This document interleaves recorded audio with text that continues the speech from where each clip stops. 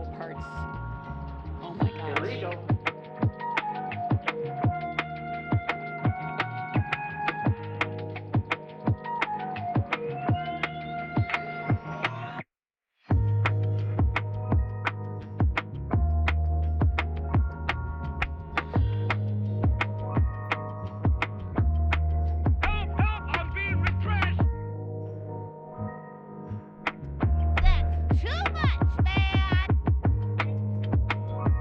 Don't be greedy.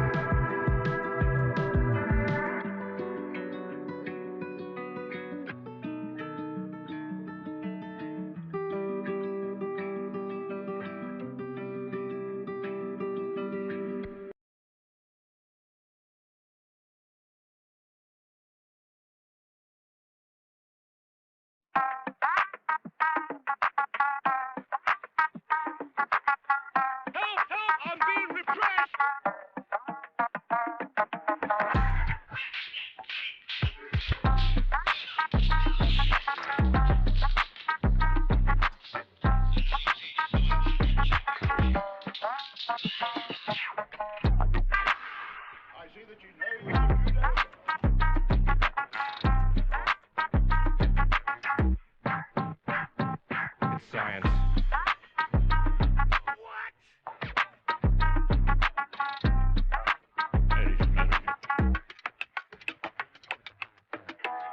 Not gonna do it. Wouldn't be prudent at this juncture.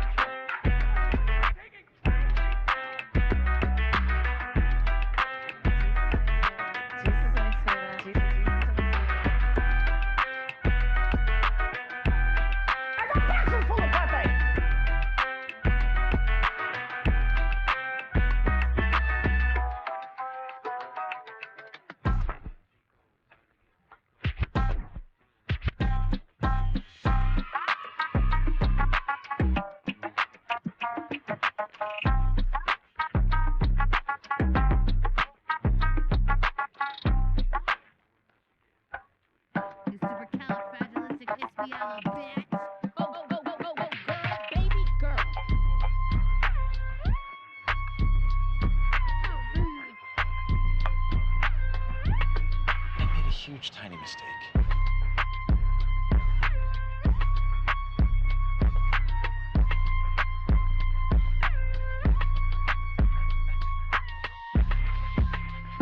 Right now.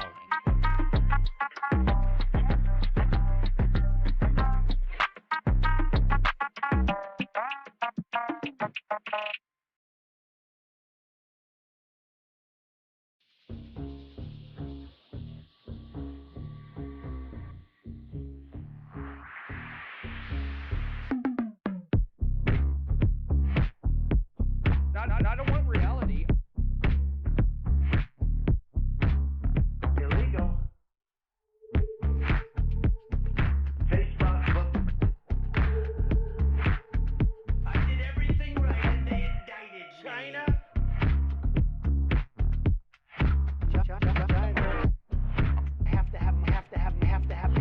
Have to have my chance.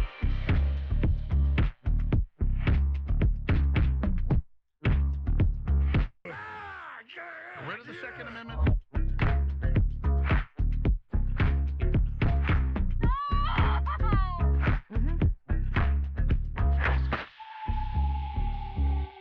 Oh, it never occurred to me. Interesting. It's just crazy enough to work. Yeah.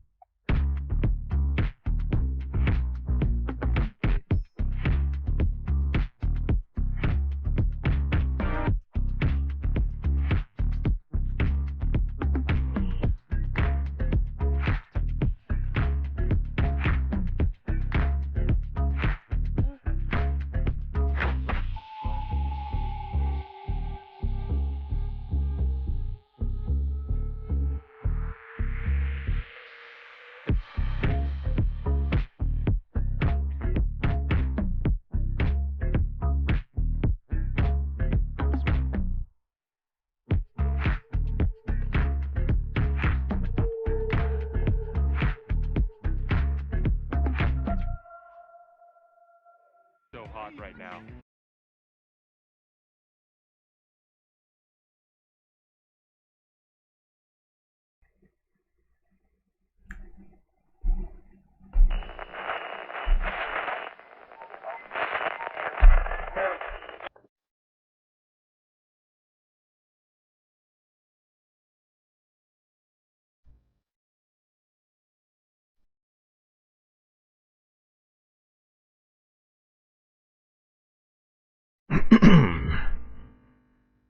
Well, here we are again.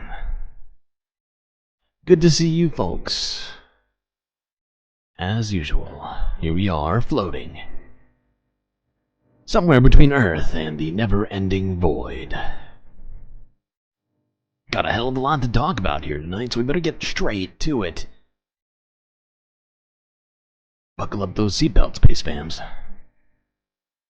This journey could encounter some great turbulence while going through the unknown.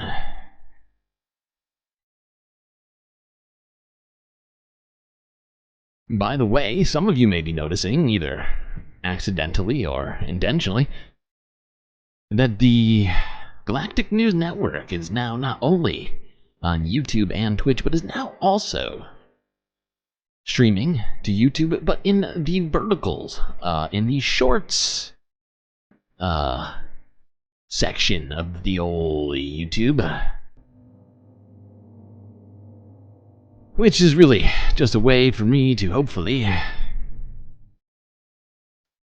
get some much needed subscribers on this goddamn channel. I will say what's up to all of you: Moa Noep, Selena Mary, and Mrs. Jen's Cats, first, second, and third, Aaron W, close fourth, FG, BCat K, Dirk Gently, and Declarity Carl and Martin.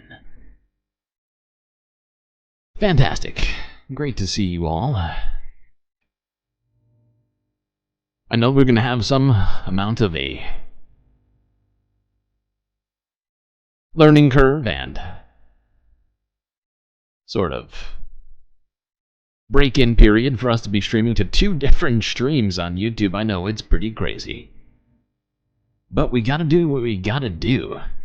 Me personally, I don't even really look at shorts. I wish that YouTube would stop trying to be TikTok. But, GalacticStreamLord must abide.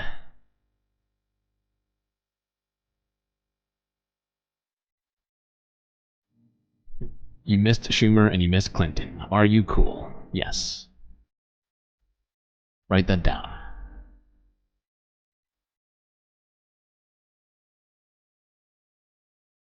Well, if you haven't noticed, I spent all day doing this YouTube Shorts transfer. It took, and when I say all day, I do not jest, I do not joke.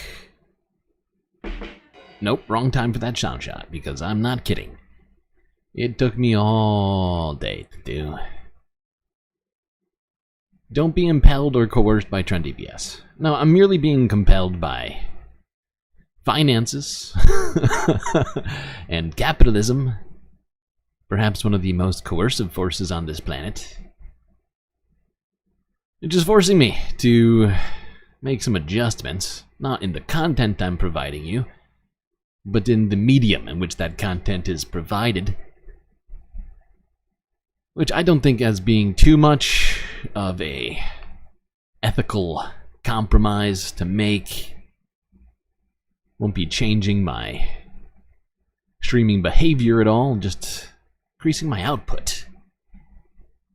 Hopefully. Fingers crossed. Alright, let's start here in the United States. We're going to just go straight in. We're going to straight into the DNC here. Not going to lie. I haven't even watched half of these videos. You're going to see me reacting. Literally. Oh, I forgot to switch over to this. Forgot to switch here. Oh, and also switch that. There we go. Ah! At my desk.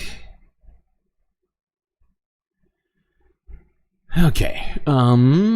But we're gonna kind of recap what's been going on at the DNC over the last 24 hours before we actually get into the night stuff. I know, very frustrating, but I want to get it out of the way. Because none of us are going to want to go backward. Let's be real. Once we start watching DNC, we're not going to watch the old DNC stuff after. Then that's nobody here in their right mind wants to do that. So let's go here. This is actually not directly from the DNC, but about the DNC itself. Here's Democracy Now! From 2 days ago. Kamala Harris is reaching out to Arab American leaders. But will there be any change in Gaza policy? Don't be creepy. Whoops, wrong one. Thanks, Jeff, for the question. Good question. Let's go to that. The DNC is single-use corruption. It's got at least 2 uses. Come on. You're right. There's quite a lot of inside baseball and corrupt sort of dealings happening around the DNC. I don't think anybody here really disagrees with that.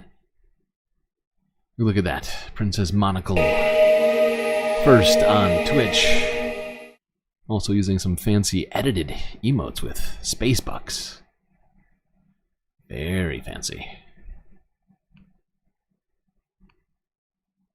.org, War, Peace, and the Presidency, Breaking with Convention. I'm Amy Goodman gotta switch. with Juan Gonzalez. By the way, you will notice one thing. I'm going to tell the very few people that are here right now. It's shocking just how... It could be because it's the DNC and everybody's streaming right now. That's probably it. That's probably why it's so quiet. But you will notice, if you're watching the short stream right now, that it has a lot less on this particular screen. If you're watching on horizontal stream, you can see all of the beautiful support characters that we... Oh my god, we really can see them all. I didn't mean for that to be what's going on here. But as you can see on the short stream, you can't see any of them. You can't see any emotional support characters. You can't even see my TV or the Earth, because at least for this particular scene, it did not make any sense. We're overly supported. This is too many support characters. This is unacceptable. You know what? Fuck it. Today's like a celebration day. Wait a second. Why can I see Captain Planet now? What's happening? This is unacceptable. Wait. What? Oh, we're gonna have to talk about this later. That's bad. Okay, well, I guess you can. I thought I had these turned off. That's not good. Well, nah. We're just gonna give you all your support characters today for free. That's right. That's how I'm feeling right now. Anyways, let's watch parts of this. U.S. military support for Israel's war on Gaza. The delegates represent states where some 700,000 people cast uncommitted votes during primary elections to protest the Democrats' pro-Israel policies. For the first time ever, the DNC is hosting a panel on Palestinian human rights. The uncommitted delegates welcomed the move and are continuing to request that Dr. Tanya Haj Hassan, who has volunteered in Gaza, be permitted to address the convention from the stage. Top Democrats have spent weeks meeting with uncommitted voters and their allies, including a sit-down between Harris and the mayor of Dearborn, Michigan, Abdullah Hammoud, in an effort to respond to criticism in key swing states like Michigan, which has a significant Arab American population. Harris's campaign manager, Julie Chavez Rodriguez, Thursday held separate one-on-one meetings with leaders of the Arab American community and committed movement in Metro Detroit, among them Osama Siblani, founder and publisher of the Arab American News, the largest and most widely circulated Arab American publication in the United States. He's based in Dearborn, Michigan, where he joins us from today. Osama Siblani, welcome back to Democracy Now! Can you talk about that meeting you had with Julie Chavez Rodriguez, one of the campaign managers for Harris, had been for Biden, the granddaughter of Cesar Chavez. What you had to say to her and how you feel the Harris... Don't ignore shorts. I will try my best not to ignore shorts. I have both chats merged into one, so I can see them both happening at the same time. I'll do my best. But unfortunately, it just doesn't look right with support characters on shorts, so we're not going to get them. That's just going to be the way it is. And if you want your emotional support characters, if you want your likes to count, you're going to have to go to regular chat. And I feel bad about that, but you know, that's just where it is. Pollen P. Welcome to the Galactic Stream Nation. Thank you for the follow. Alright, oh Jesus. Janet's having a bad day, it sounds like. That's not good. Well, we're here for you, Janet. Just remember that. We are here for you. Walz campaign is responding to your concerns. Well, first of all, good morning, Amy, and thank you for having me on your program again. Yes, this is not the first time I met with Julie. Actually, I did meet with her in January of this year when she was managing the campaign of President Biden. And we met in my office for 2.5 hours, and we've had a good discussion, and it was frank. And I met her again last Thursday, and now she's managing the Harris campaign. And we met and we talked for about an hour, and it was a frank and straightforward discussion. It was the same discussion, and I told her that it's true that the Democratic Party changed horses, but we're still seeing the same jockey. That is Benjamin Netanyahu riding these horses all the way, in the same direction, doing the same thing. I've been listening to the program, and I've listened to the demonstrators, and all of them, they're right on the point. They have made a very good case. I would say that they have represented everything that we believe in, everything that we have said. Between January and between Thursday, we have met several times, senior leaders from the White House, emissaries from the president's office, from the White House, and from the Secretary of State, and nothing has happened. Nothing. More killing. Actually, when I met with Julie in January, it was like the killing today 3 times as much. So nothing has happened. Is more killing, more destruction, and the genocide is going on without any reprisal, without any. Now, one thing that I would say about this, because I think I've mentioned it before, but Kamala Harris is in a particularly awkward and sort of unusual circumstance for a vice presidential candidate.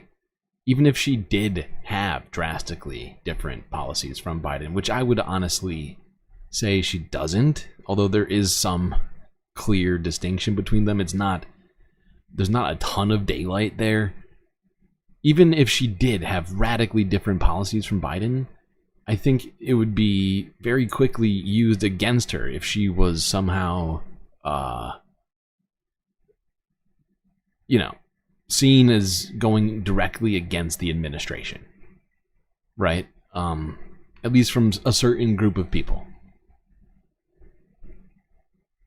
That said, I would like to see some differences there.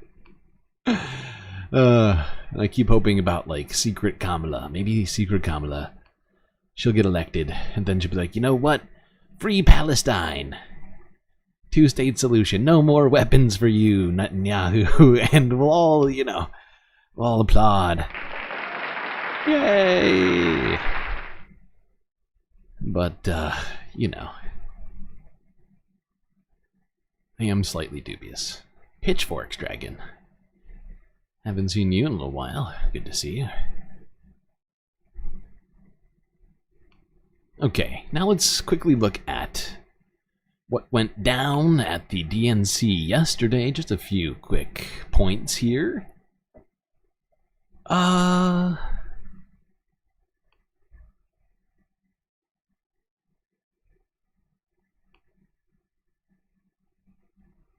Yes, let's start here. Guardian News from 19 hours ago. Moments that brought down the House on day 2 of the DNC.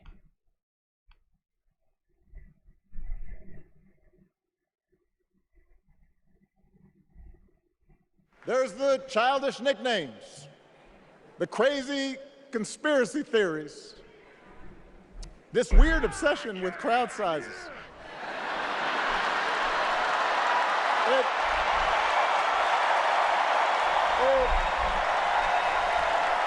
Very biggest.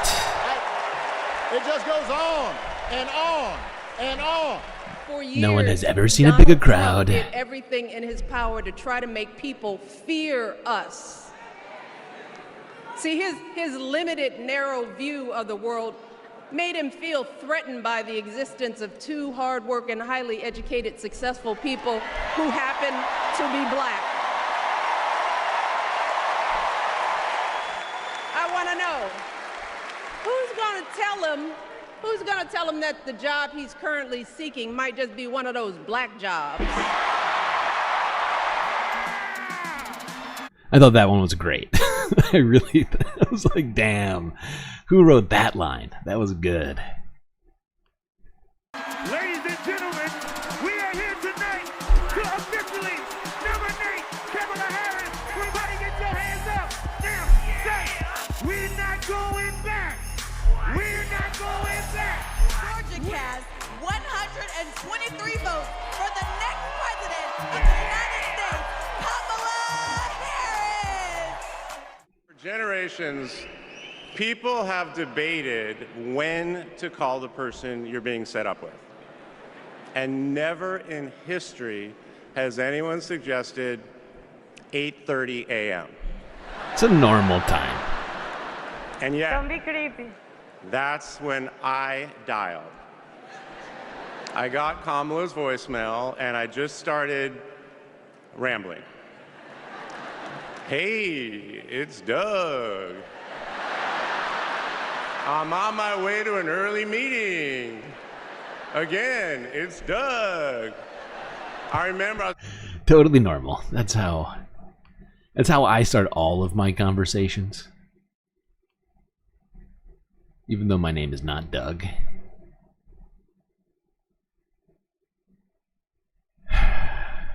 Wow.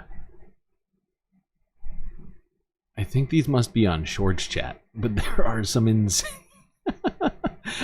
There is just what appears to be some sort of waterfall of emotes happening over there. Okay.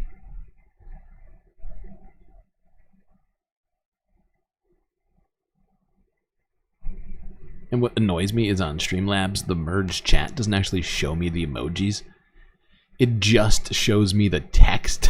The text for the emojis. So it says, face fuchsia wide eyes, person turquoise waving, face red heart shape, face blue wide eyes purple crying, trophy yellow smiling, eyes pink heart shape, body turquoise yoga pose, hands yellow heart red, person turquoise wizard wand.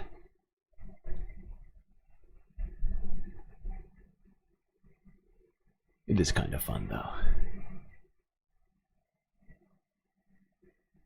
Okay, now let's go here. This is Majority Report with Sam Cedar. What AOC's DNC speech tells us about her future. This is actually technically talking about day 1. Oh my god. Can't believe we're going this far back. Can't believe we're going this far back.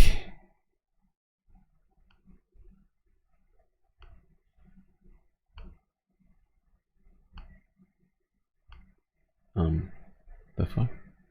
Oh, it's this, the lettering on this woman's side. You feel like there's an app for this? I'm using an app for this. It's just, you know, it doesn't have the YouTube emotes inside of it. Whoops, this is the wrong one. Next one.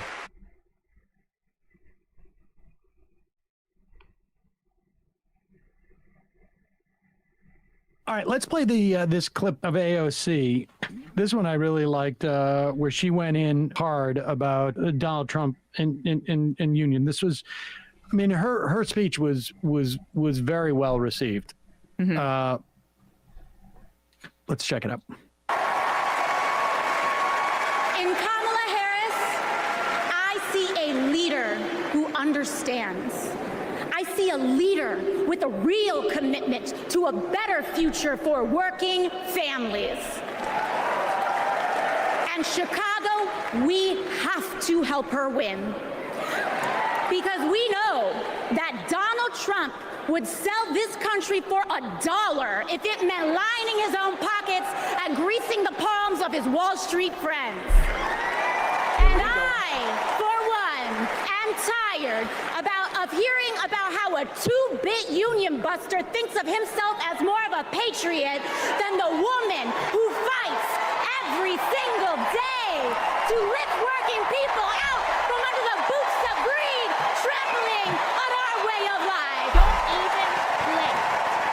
The truth is, Don, you cannot love this country if you only fight for the wealthy and big business.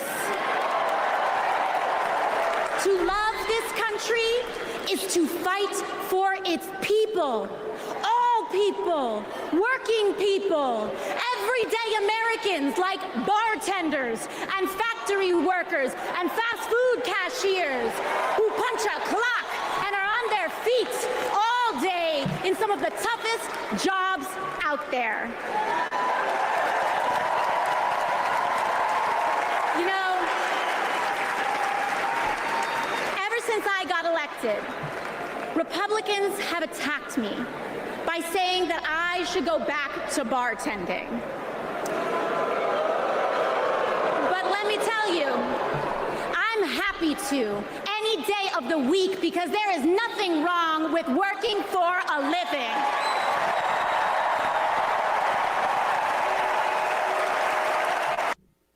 I mean, that is, I imagine she said that over the years, but that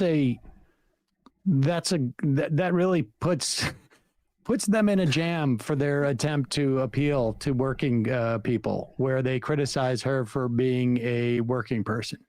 Well, that's what I like about this campaign too, or where we're at, I guess, with the Democratic Party on that front, which is demystifying labor as not this imagined person that the Republicans have tried to conjure, or that the media is honestly helped by going to diners to talk about working class white people, and that being the only image in the national imagination that I think the media has put to the forefront of who a worker is. Workers are all different races, workers are all different genders. You know, AOC was a bartender and she didn't have health insurance, and that was a big part of what was the impetus for her to run. And so she also followed Sean Fain. So that's thematic consistency that I appreciated. That was the part of her speech that I thought, focusing on unions too, and Trump as a union buster, following Fain, that's a strong compliment.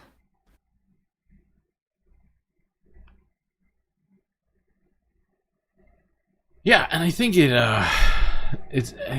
I think to some degree, having AOC, having Bernie, having Sean Fain come to the DNC, I want to think, at least to some degree, it is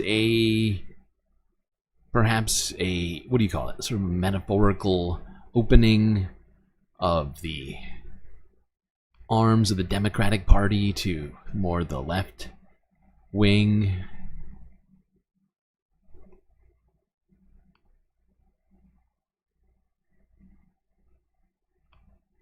By the way, is BCat and I see BCat and my dogs. At least a couple of people are watching YouTube Shorts right now.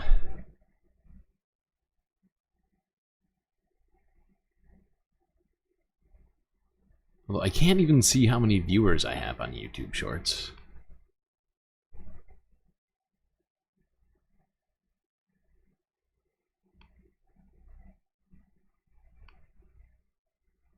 Okay, now let's look at, if you haven't already seen, how the DNC came to a close yesterday with it didn't come to a close. This was actually the roll call.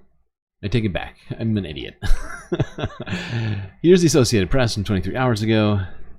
Actually, I feel like everybody's seen this. Let's skip this. Let's go to this. Let's go to Democracy Now! Here. It's from 10 hours ago. The fight over abortion rights is a tipping point for our democracy. All right, Amy.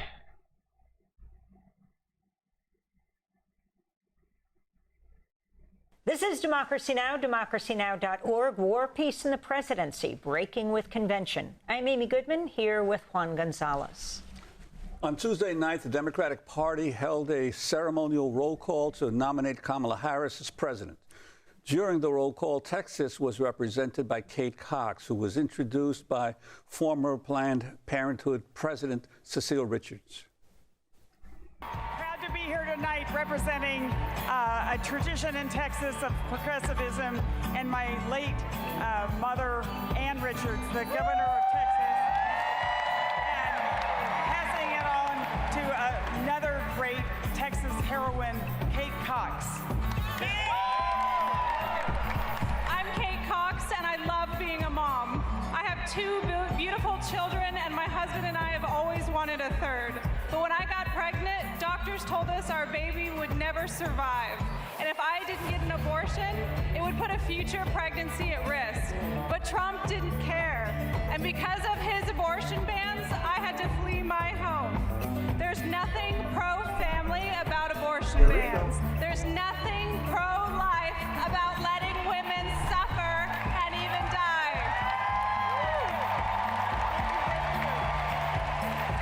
Today, because I found a way to access abortion care, I am pregnant again.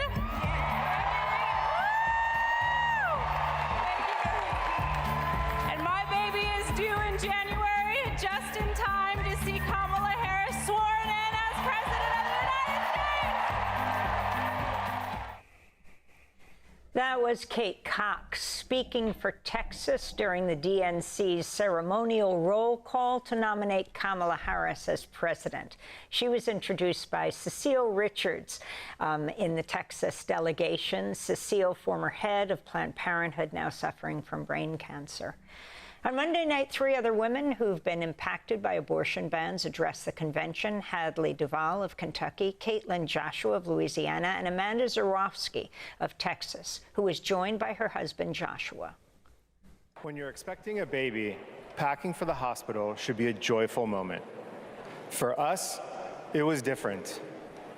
We were told with 100% certainty we would lose our baby girl, Willow, and we were sent home. For 3 days, we waited until Amanda was sick enough to receive standard abortion care. Eventually, Amanda's temperature spiked. She was shaking, disoriented, and crashing. I don't remember what I threw into our bag that day, only that instead of welcoming Willow, I was hoping Amanda's life could be saved. I'm here tonight because the fight for reproductive rights isn't just a woman's fight. This is about fighting. This is about fighting for our families. And as Yeah, we talk too much about stories just like that. I think just earlier this week we looked at this story about a woman who lost one of her fallopian tubes and ovaries because doctors in, what was it, Texas refused to operate and or give her any options because they were too scared because of all the laws that have been put in place in these goddamn states. Tim Walz just started. Well, alright, I guess we'll watch that live. We'll watch that live. Hold on. Whoops.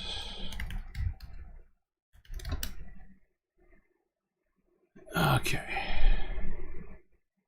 Because that was about, we were about to start talking about today.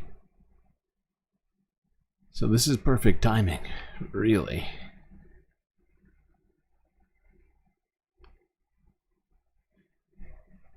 Man, this thing is going late, huh? 11:30 and Tim Walz just started.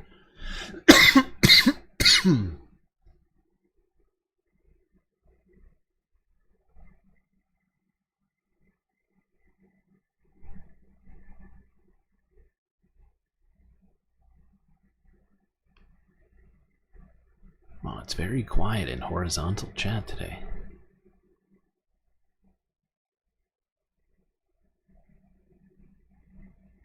In traditional chat.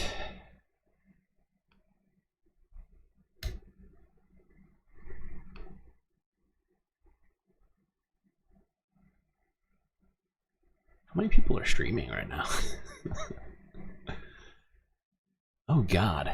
Doesn't even want to open up another. Man, what the fuck is going on?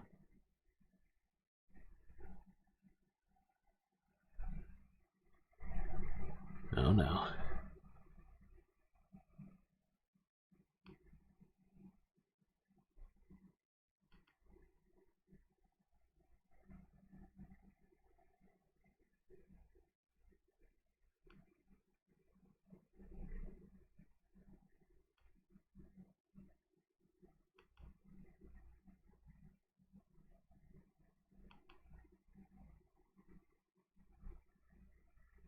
Huh. Wonder if everybody started using the internet simultaneously in the world. There we go. Here, I guess we'll launch his stream. Actually, no, it's probably gonna be worse if I do that.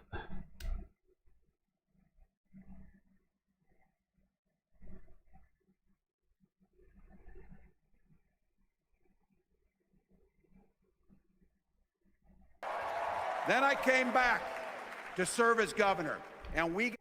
Wait, no, that's not the stream I want.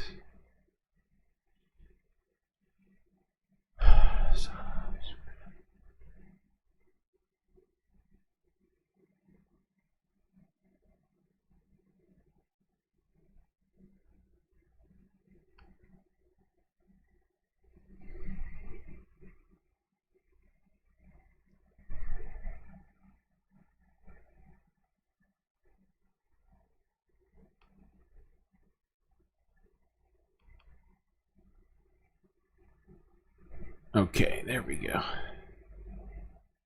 Come on.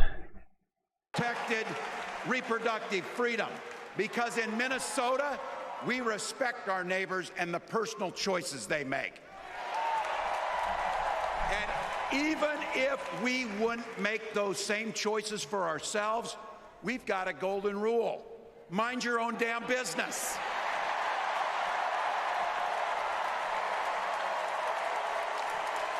And that includes IVF and fertility treatments. And this is personal for Gwen and I.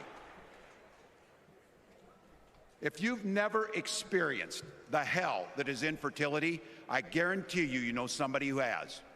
And I can remember praying each night for a phone call. The pit in your stomach when the phone would ring, and the absolute agony when we heard the treatments hadn't worked. It took Gwen and I years, but we had access to fertility treatments. And when our daughter was born, we named her Hope. Hope, Gus, and Gwen, you are my entire world, and I love you. Wow, his family really seems to love him. I'm letting you in. That's my dad.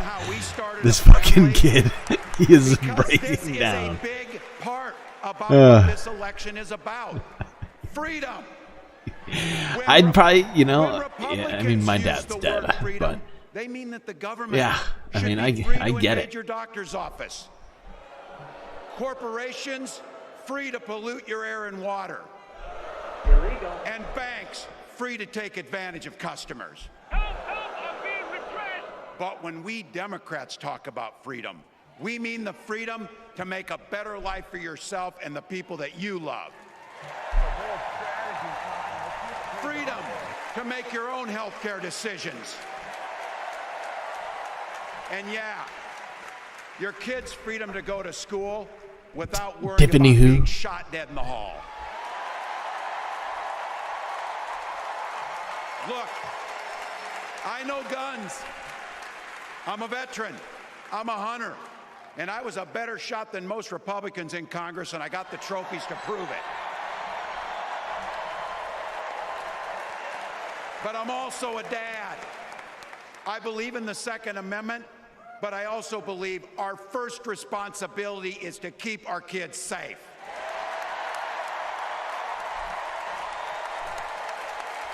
That's what this is all about. The responsibility we have to our kids, to each other, and to the future that we're building together, in which everyone is free to build the kind of life they want.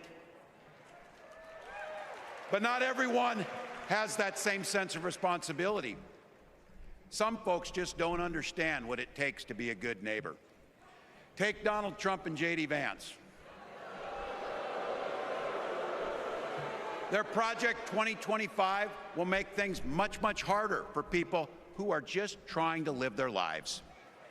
They spent a lot of time pretending they know nothing about this. But look, I coached high school football long enough to know, and trust me on this, when somebody takes the time to draw up a playbook, they're going to use it.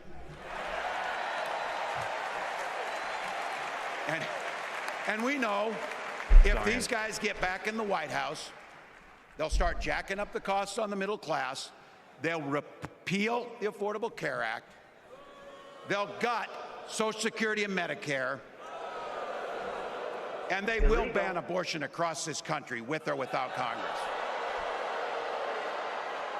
Here's the thing.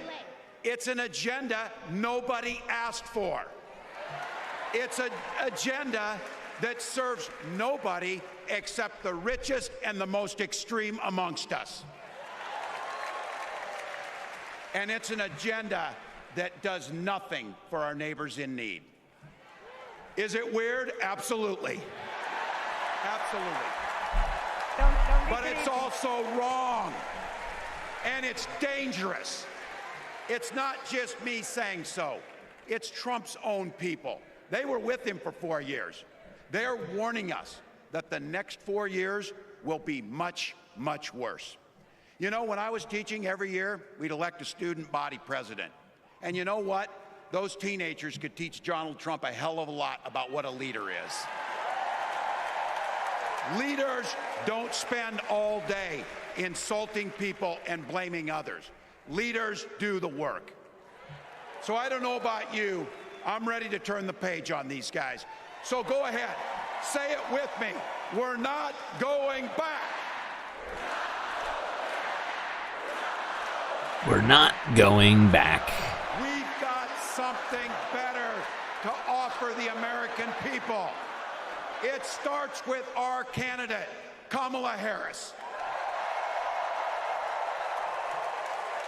From her first day as a prosecutor, as a district attorney, as an attorney general, as a United States senator, and then our vice president, she's fought on the side of the American people.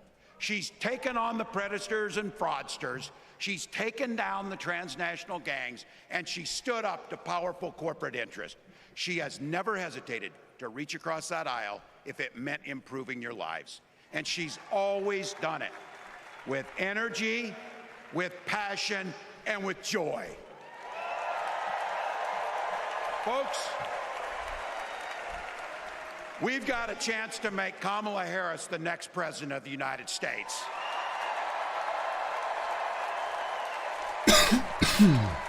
But I think we owe it to the American people to tell them exactly what she'd do as president before we ask them for their votes. So here, this is the part, clip and save it and send it to your undecided relatives so they know. If you're a middle-class family or a family trying to get into the middle class, Kamala Harris is going to cut your taxes. If you're getting squeezed by prescription drug prices, Kamala Harris is going to take on Big Pharma. If you're hoping to buy a home, Kamala Harris is going to help make it more affordable. And no matter who you are, Kamala Harris is going to stand up and fight for your freedom to live the life that you want to lead. Because that's what we want for ourselves, and it's what we want for our neighbors. You know, you might not know it, but I haven't given a lot of big speeches like this.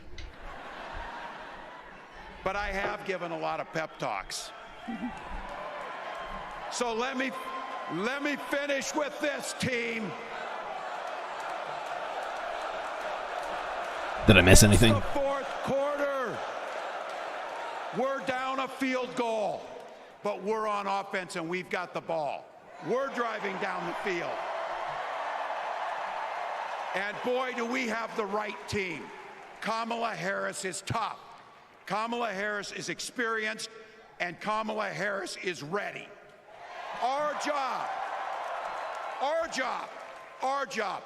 job for everyone watching is to get in the trenches and do the blocking and tackling. 1 inch at a time, 1 yard at a time, 1 phone call at a time, 1 door knock at a time, 1 $5 donation at a time.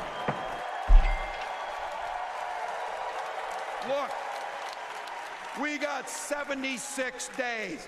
That's nothing. There'll be time to sleep when you're dead. We're going to leave it on the field. That's how we'll keep moving forward. Tim Walz is our dad now until he inevitably disappoints us. We'll build a country where workers That's come funny. first. Healthcare and housing are human rights. And the government stays the hell out of your bedroom.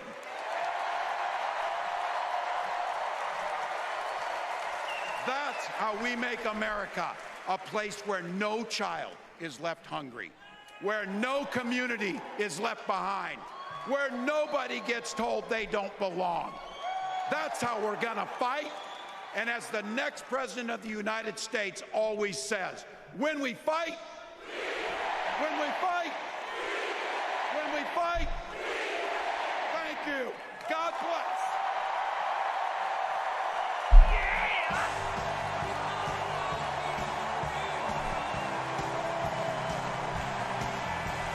Okay.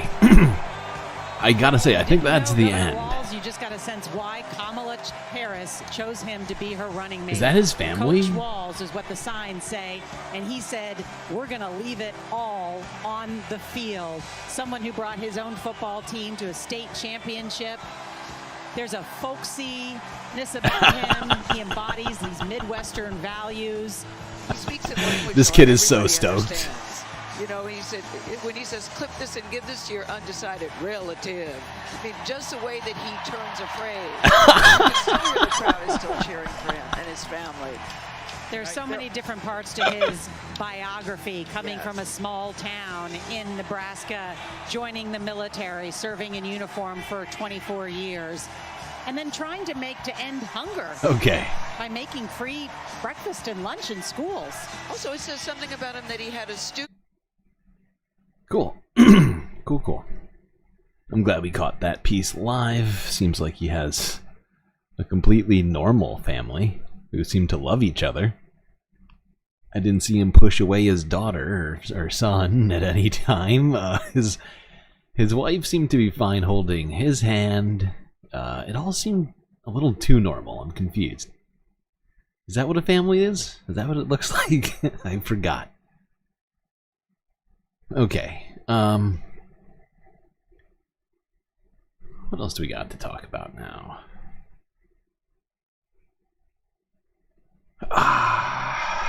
Okay, this is from earlier today. Associated Press from 8 hours ago.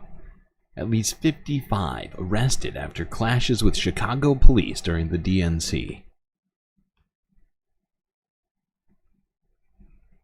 This is Democracy Now!, democracynow.org. Nope, I pressed the wrong button. Go forward, web, go.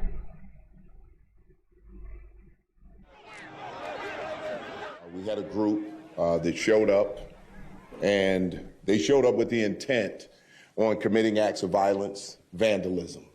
That was their intent. As the Chicago Police Department, we did everything that we could to de-escalate that situation. But there's only so much de-escalation that you can attempt before it becomes excessive repetition. We declared a mass arrest after our officers were physically confronted and attacked. We were not the initiators of violence, but we responded to it. And our officers responded exactly the way that they were trained to respond. Help, I'm being repressed.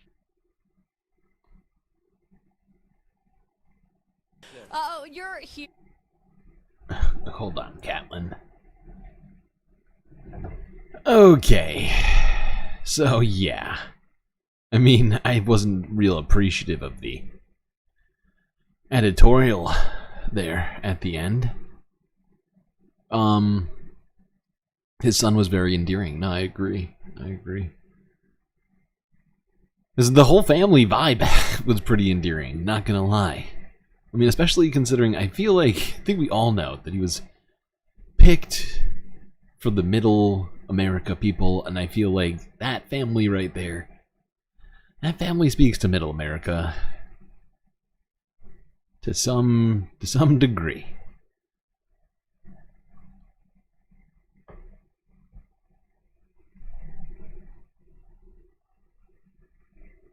What was I saying? Oh yeah, but protesters were attacked by police for just protesting genocide. Perhaps unshocking to anyone here. Let's go here now to Forbes breaking news. Forbes. She's going to be the first woman president. Quote unquote. Director Spike Lee praises VP Kamala Harris. You're here at the Democratic convention. What does it mean for you to be here to see Vice President Harris as the Democratic nominee? I wanted to be here. This is not history. This is her story. She's going to be the first woman to be president of this United States of America. Blended family, you know, the whole Howard University, HU, you know. So this is a amazing moment in the history of these United States of America. History. And we got to go forward, not backwards. We got to go forward. We got to advance. You know, bring equity around this nation where we will lead the world. So, you know, I travel a lot of times and outside the United States, and when this guy was president, people, total strangers, will pull me and say, "What the hell is going on?" Donald Trump. Yes. I try not to say his name. People, total strangers on planes, just walking around all over the world saying, "What is wrong with America? How did that guy get elected?" So it's a great question. How did he get elected? Well, a bunch of people voted for him. That's how. A bunch of people easily persuaded by some questionable things. What's happening? Why is my stream software acting slow already? Oh, it's probably because I'm doing vertical and horizontal now. Ugh. Boo. Okay.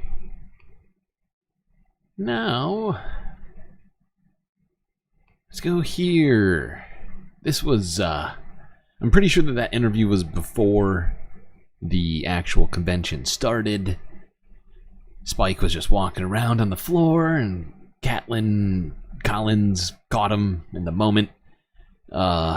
Here it was Cory Booker kicking it all off. This is also Forbes News. They're just good with the clips, not gonna lie. They get them out. They get them out immediately. You can always count on that. They don't care. Like, that's a... Did you just say... welcome. Did you say Majority Report raid? Don't be silly. What? I'm sure that's not actually happening, but thank you, Jerry. And it's good to see you. I'm not gonna lie. I watched a part of the MR. Executive Director of the Democratic National Convention Committee, Alex Hornbrook, and co-chair of the Democratic National Convention, New Jersey Senator Cory Booker.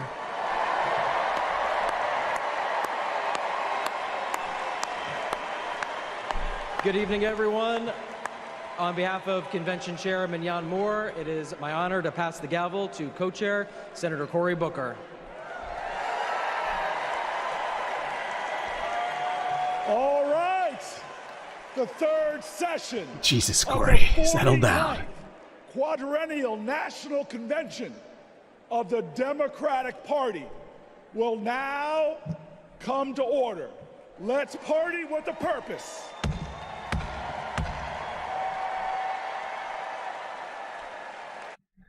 Okay, well, that's how it all kicked off today. It's Cory with the gavel. Sorry, I'm trying to do two things at once right now.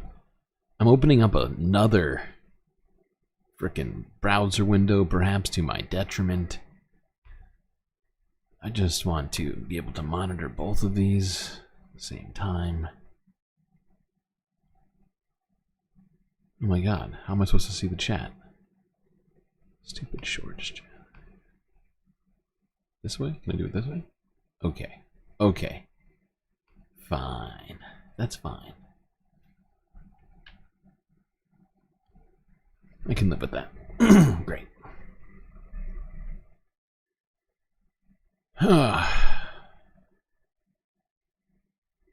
What's next? Ah, yes, let's go here. This was actually pretty entertaining. This is from Forbes Breaking News as well. They're all going to be Forbes because they like I was saying, they crank out the clips. They do not care about context or anything. In fact, that's kind of their whole vibe. But it does make it easy for me to be able to blast through these sorts of things. Let's go to Keenan Thompson of, well, a million things. All That, Keenan and Kel, SNL. I mean, dude's been crushing it out there in the world of comedy. Let's see how he does here.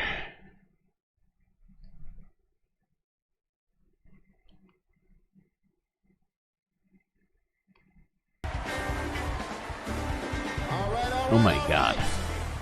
Why is this happening? What's up, DNC? All right. Y'all remember this big old book from before? When Colorado Governor Jared Polis ripped a page out of it? This is Project 2025, the Republican blueprint for a second Trump term. It is a, boo. It is a real document that you can read for yourself at kamalaharris.com/Project 2025. Oh, damn. You ever seen a document that could kill a small animal? The short stream is lagging really bad, isn't it? Oh boy. Now we're gonna have to figure out how to keep the short stream from lagging? Yeah, that is unfortunate. We solved the horizontal stream, but now I can see it clearly. It's lagging badly. Democracy at the same time. Here it is. You know how when you download an app and there are hundreds of pages there that you don't read, it's just the terms and conditions, and you just click agree, right? Well, these are the terms and conditions of a second Trump presidency. You vote for him, you vote for all of this. Let's take a look. All right, do we got Matt here with us tonight? Is Matt here? Hey, there he is. Matt, how are you, sir? All right, Matt. Now, Matt, I understand that you work as an AV tech in Nevada, and you make a decent hourly wage, is that right? Oh boy. Oh, I don't know if we can hear Matt. Can we hear Matt? Matt. So who's gonna fix it? Keep speaking, Matt, till we can hear you. Uh-huh. Okay, that's good. Oh damn, I guess we're gonna move on from Matt. just cancel Matt. Just like fuck it. And fuck this you, is Matt. Becky. Becky, So can we hear rude. you? Hi, Keenan. It's great to be here. Thank you. All right, good. Now, goodness. Becky, you're married, correct? I am. Me and my wife have been together for about 8 years. Oh. That's amazing. Very, very cute. Thanks. But I have got some bad news for you. I hate that. On page 584, Project 2025 calls for the elimination of protections for LGBTQ plus Americans.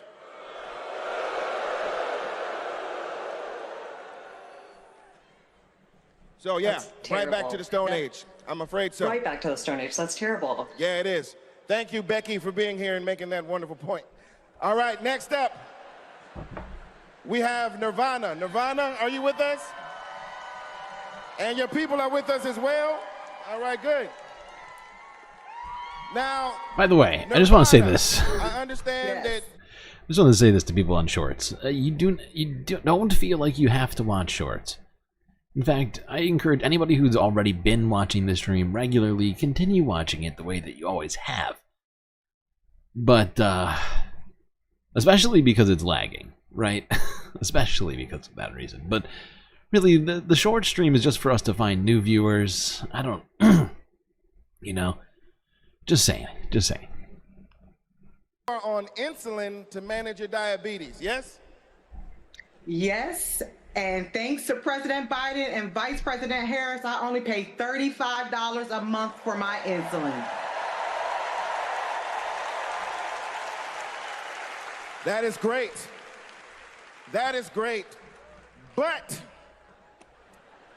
on page 465,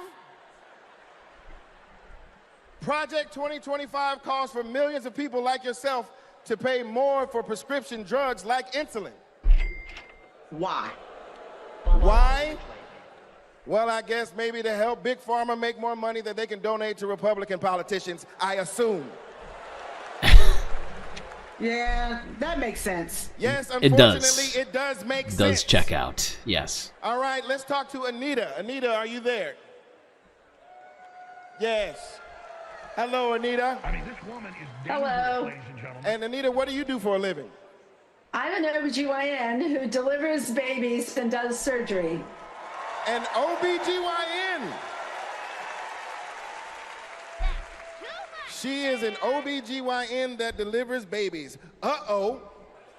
Uh-oh, yeah. Yeah. It's bad news, isn't it? It sure is. This is the worst game On show page ever. 459, Project 2025 resurrects a law from the 1800s called the Comstock Act to ban abortion nationwide and throw healthcare providers in jail.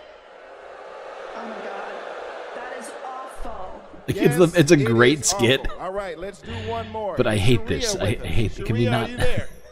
Hey, Keenan, I'm here. Yes, Sharia, I love it. All right, let's talk to you. I understand that you work for the federal government?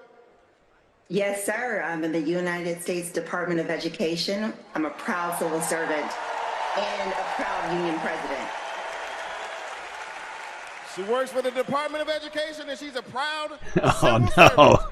Oh no, not the Department of Education. We know how this is going to go. Unfortunately for you, on page 78, Project 2025 Yeah. calls for President Trump to purge the civil service of everyone who isn't a MAGA loyalist. Are you a MAGA? We also heard the what do you call him? One of the founders, one of the creators of this Project 2025, on hidden camera, say that their intention is to basically just delete the Department of Education entirely and replace it with charter schools and private schools, I guess. Loyalist. Now, Keenan, absolutely not. I'm just asking. I mean, you might as well be, because also page 319 calls for the complete elimination of the Department of Education. There's a bunch of stuff in here, but that's all. Oh, right, we have it's time actually for in at there. The moment. Just remember, everything that we just talked about is very real. It is in this book. You can read it online at kamalaharris.com/Project 2025. Worst game show, best DNC skit though ever.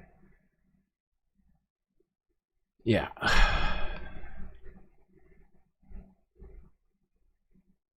But great game show. I mean, bad game show, great skit. Very funny.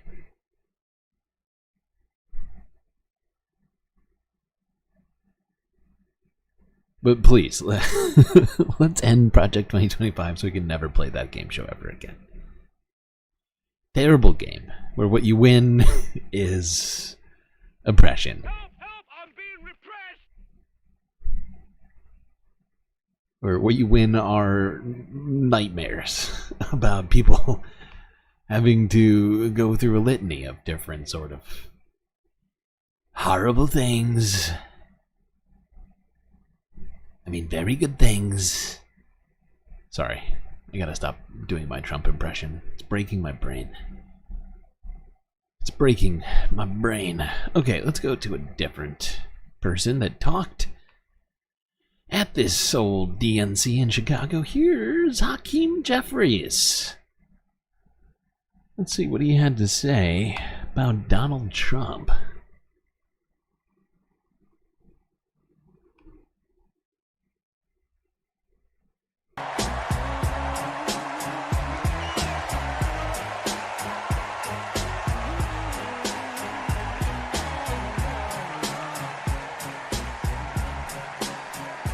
Good evening, Democrats. It's a high honor and a distinct privilege as a Brooklynite, New Yorker, and as an American to stand before you today and unequivocally express my support for Kamala Harris and Tim Walz to be the next president and vice president of the United States of America. Over the last few years, House Democrats have been hard at work, and we could not have asked for a better leader to partner with than President Joseph Robinette Biden, who will go down as one of the most consequential presidents of all time. Last month, President Biden... For a second, I forgot that I could pause these. He'll certainly be very consequential for Palestinians. And the Middle East. And, I mean, yeah, he did some good stuff for America. That's undoubted. We all agree on that. But, you know, well, we all, I mean, that's maybe stretching it. Selflessly pass the torch to Vice President Kamala Harris, who is ready, willing, and able to fight for the people. Kamala Harris is a courageous leader, a compassionate leader, and a common sense leader who will deliver real results for everyday Americans. Kamala Harris is fighting for our freedom. Kamala Harris is fighting for our families. Kamala Harris is fighting for our future. Together, let's make Kamala Harris the 47th President of the United States of America.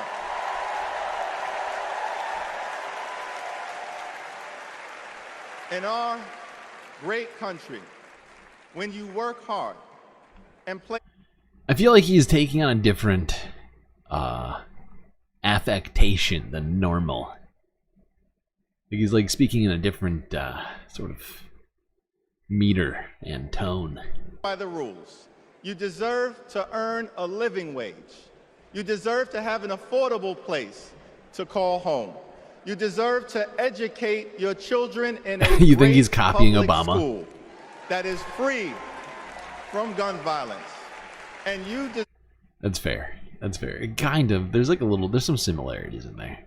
deserve high quality, affordable health care, and you deserve the chance to one day retire with grace and with dignity.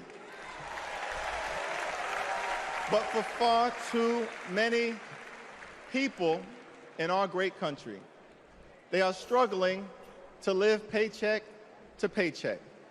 And as a result, the American dream is out of reach. Here's the thing. Extreme MAGA Republicans don't care about everyday Americans. They only care about themselves. Our approach, led by Kamala Harris and Coach Walz, is very different. Coach Walz. We care about you, the American people. And we will fight hard to make sure that the American dream is alive and well in every single community. Now, the road ahead will not be easy. You think this is a convention of Obama imitators? Well, you see, the thing is, it's like a 1996-2000 when every politician decided Clinton won due to his power thumb hand gesture. I mean, the power thumb was influential and important, but I think it was also the sacks and the aw shucks attitude. I think that also helped a lot. Plus, he was real popular with the ladies back then, if I recall correctly. Brings me to you-know-who. Donald Trump is like an old boyfriend who you broke up with, but he just won't go away. He has spent the last 4 years spinning the block, trying to get back into a relationship with the American people. Bro, we broke up with you for a reason. He was too popular with the ladies, you think? Well, I mean, it did cause him some problems down the line. I don't know if that's what you're referring to necessarily. But yeah, okay, alright, we got there. Alright, we don't have to watch the rest of this. I just thought that was funny. Broke up with Donald Trump. He's just trying to get back together with us. This is a new angle? Well, technically, yes and no. The office view has always been here, right? But, wait, where did I go? The office has always been here, but it had to be from the other. It's complicated. It had to do with me migrating everything over from horizontal to vertical. It took me literally all day to do, because it's not as simple as just as it might appear.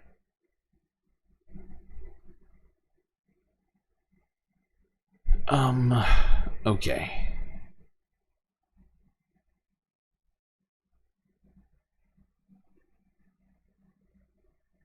Let's go to another person who stopped in at the DNC.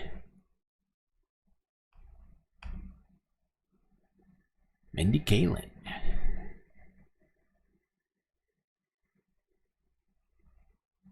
Everyone, hello! Hello and welcome! Welcome to the third night of the Democratic National Convention. My name is Mindy Kaling. Thank you. For those of you who don't know me, I am an incredibly famous Gen Z actress who you might recognize from The Office. Thank you, The Mindy Project. Or as the woman who courageously outed Kamala Harris as Indian in an Instagram cooking video. Yes, you're welcome. I am so proud to be here supporting my friend. But the real reason I am here is that deep down, I truly believe that as a woman of color and as a single mother of 3, it is incredibly important that I be appointed ambassador to Italy. That's how this works, right? That's Wow. Why I'm here. I've never been. I'm dying to go. Wow. Guys, I just really need a break. I know it's not the priority tonight, but just think about it. Jesus Christ. I am actually here because I have known the vice president for a long time, and I want to tell you a story Why? about one of the first times I ever met her. She wasn't Madam Vice President then. She was my senator, and we were filming a video where she came to my home to cook dosas, a South Indian dish. Yes. It's not every day that a senator comes over, and I was pretty nervous. But when she arrived, we immediately hit it off. We talked about the love we have for our moms, who had both passed away from cancer. Both of our mothers were immigrants from India. Wait, did she just call herself Gen Z? Committed their lives. Did she say Gen Z? I don't think so. I think she said something else. There's no way that she's Gen Z. To serving others. She might almost be Gen mother, Swati, became an OBGYN. Thank you. Kamala's mother, Shyamala, became a scientist with a PhD who dedicated her life to trying to find a cure for cancer.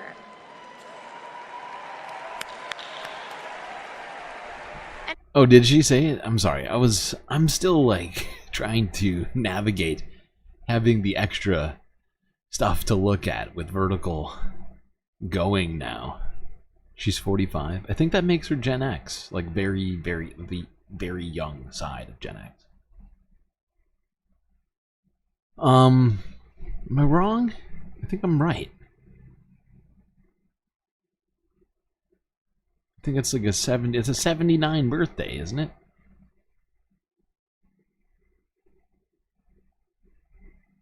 Trying to do the math. She did call herself Gen Z as a joke. Okay, I believe you, chat. I'm focusing on too many things. Partly watching the shorts chat to see if it's lagging. I also have another window open now. Just, oh god. You have no idea how crowded my desktop is. Okay, let's see. Hold on, let's listen to the rest of this. After speaking to Kamala, it was clear to me that Shyamala had passed down the same Shyamala? optimism and fearlessness to her Oh daughter. my god. Dun dun dun. Shyamala. Will there be a Kamala Shyamala twist? But the thing I remember the most about the vice president is that Kamala Harris can cook. Guys, she was so much better than me. But she also knew that my family was watching. So, as she gently corrected my sloppy dosa making, she was complimenting me every step of the way, making sure that my daughter Kit heard how good of a cook I am. She had no desire to be seen as better than anyone else. She just wanted my kid to be impressed with her mom. And when she finally bit into my dosa, she looked at me and said, really good, and then never took another bite again.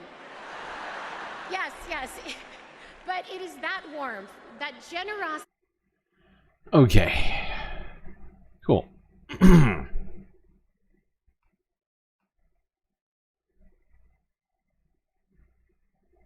Wait, sorry, there's a bunch of chats I was going to respond to. This is the problem.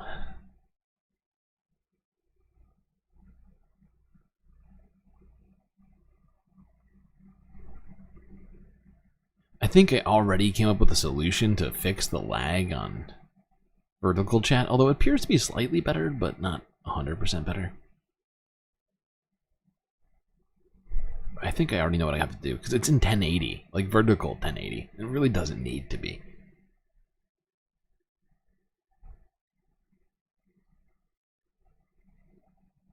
It's probably slowing things down.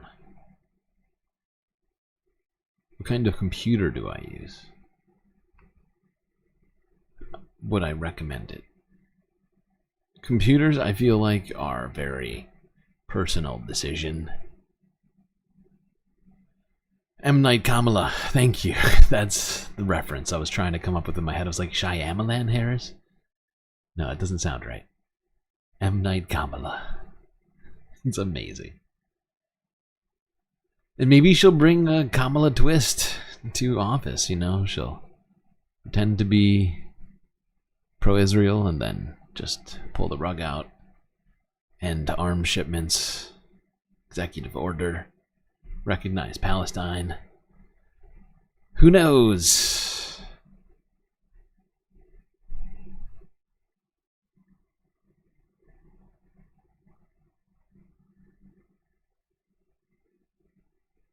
It's lots better.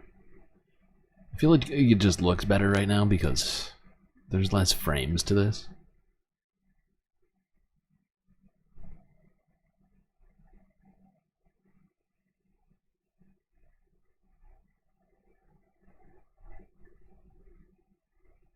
Okay, let's go here. This is one of the last people we're going to look at who stopped at the DNC. This was a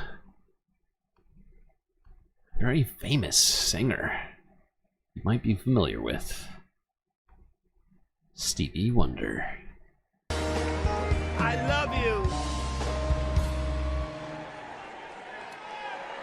I just want to say I love you.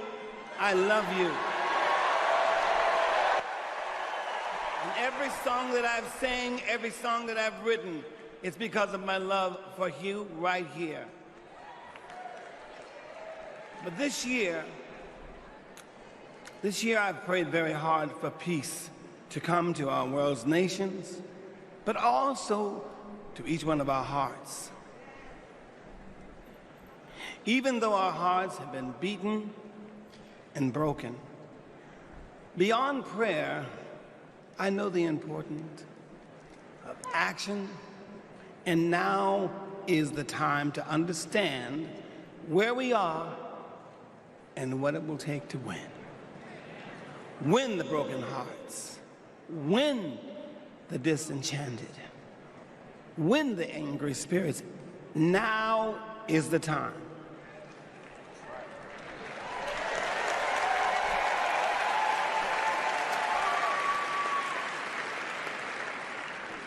This is the moment to remember when you tell your children where you were and what you did.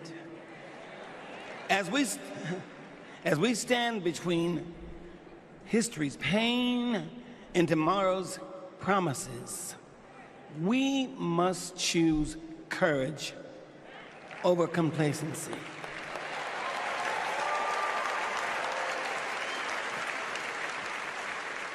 It is time to get up and go vote.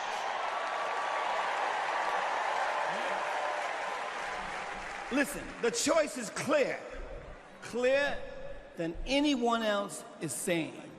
Did you hear me? Clearer than anyone else is saying. You feel me? Yeah. We need to choose joy over anger, kindness over recrimination, and peace over war. Every time.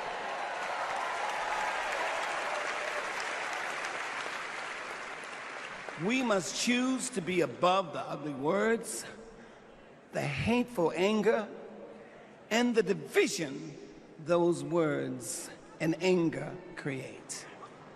We must keep on keeping on until we truly are a united people of these United States. Okay. Now,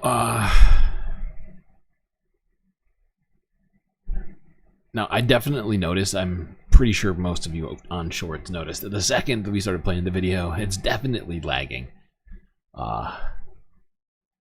So I am going to have to lower the resolution on that. I can't do it midstream, unfortunately, so it's going to keep lagging for the rest of the stream really badly, like it just was. Super bad. I'm shocked that 7 people are watching on Shorts. It makes no sense to me. It's I can barely stand to look at it when it lags like that. Ugh. Okay, here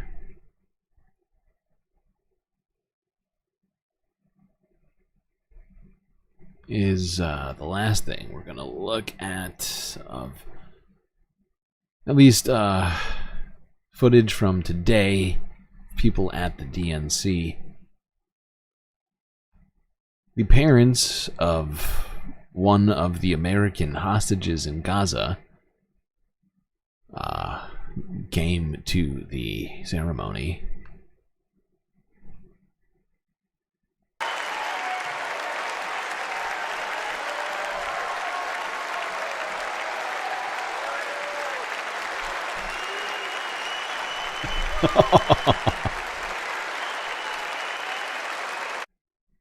That lady looked kind of pissed, not gonna lie.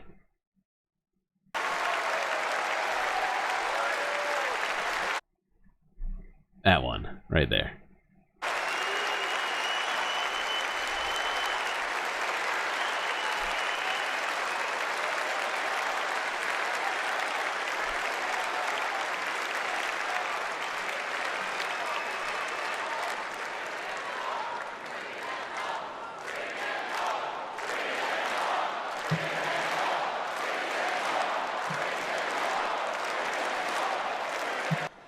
At this moment, 109 treasured human beings are being held hostage by Hamas in Gaza. Among the hostages are 8 American citizens. One of those Americans is our only son. His name is Hirsch. This is a political convention. But needing our only son and all of the cherished hostages home is not a political issue. It is a humanitarian issue. Hirsch, if you can hear us, we love you. Stay strong. Survive. If I were her, and that, granted, that's not the whole speech.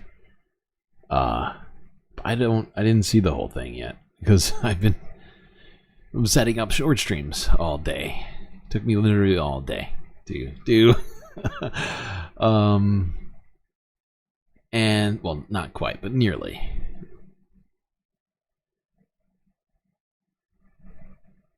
But if I were her, I'd be asking Joe Biden to actually force Israel to accept the ceasefire. I'd be telling Benjamin Netanyahu to accept the ceasefire deal.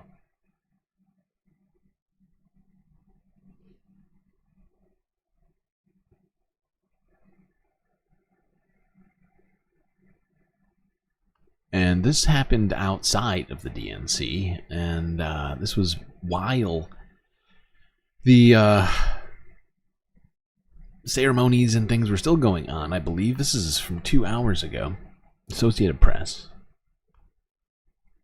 More than 1,000 pro-Palestinian protesters rally outside the DNC.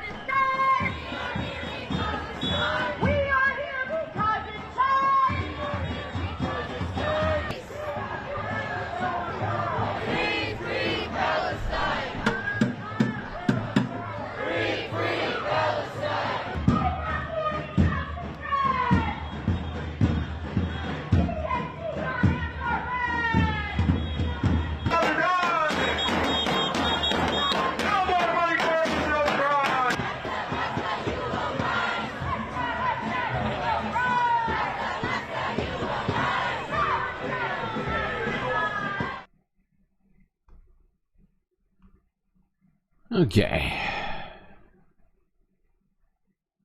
This is Democracy Now!, democracynow.org, War, Peace, and the Presidency, Breaking with Convention. I'm Amy. Hold on, Amy. Please hold. Alright, yes, we are going to go to Democracy Now! This is discussing the Gaza war, which up until the parents of that one American hostage went onto stage had been largely ignored. And here with Juan Gonzalez, we're broadcasting from the studios of Can TV in Chicago. Hi, Juan. Okay. Hi, Amy, and welcome to all of our listeners and viewers across the country and around the world. Come on. The Israeli military has ordered new evacuation from areas in Deir al-Balah, signaling an expansion of Israel's ground operations in central Gaza. Deir al-Balah is the only remaining standing city in the entire Gaza Strip and is currently home to more than 1 million displaced Palestinians. An Israeli airstrike on a market in the city on Tuesday killed at least 7 people and wounded dozens more. At least 50 Palestinians have been killed in the last 24 hours, according to the health ministry in Gaza. On Tuesday, Secretary of State Anthony Blinken ended his 9th visit to the Middle East since October without securing any breakthrough for a ceasefire deal. Blinken has said that Israel has accepted a so-called bridging proposal but put forward by the U.S. and now the focus should be on Hamas to, quote, get on board as soon as possible. But few details have been released about what is in the bridging proposal, and Hamas has called it a reversal of what it had previously agreed to, accusing the U.S. of acquiescing to new conditions from Israel. That's exactly what's happening. That's exactly what's happening. I couldn't put it better. Israel is, I mean, America is completely acquiescing to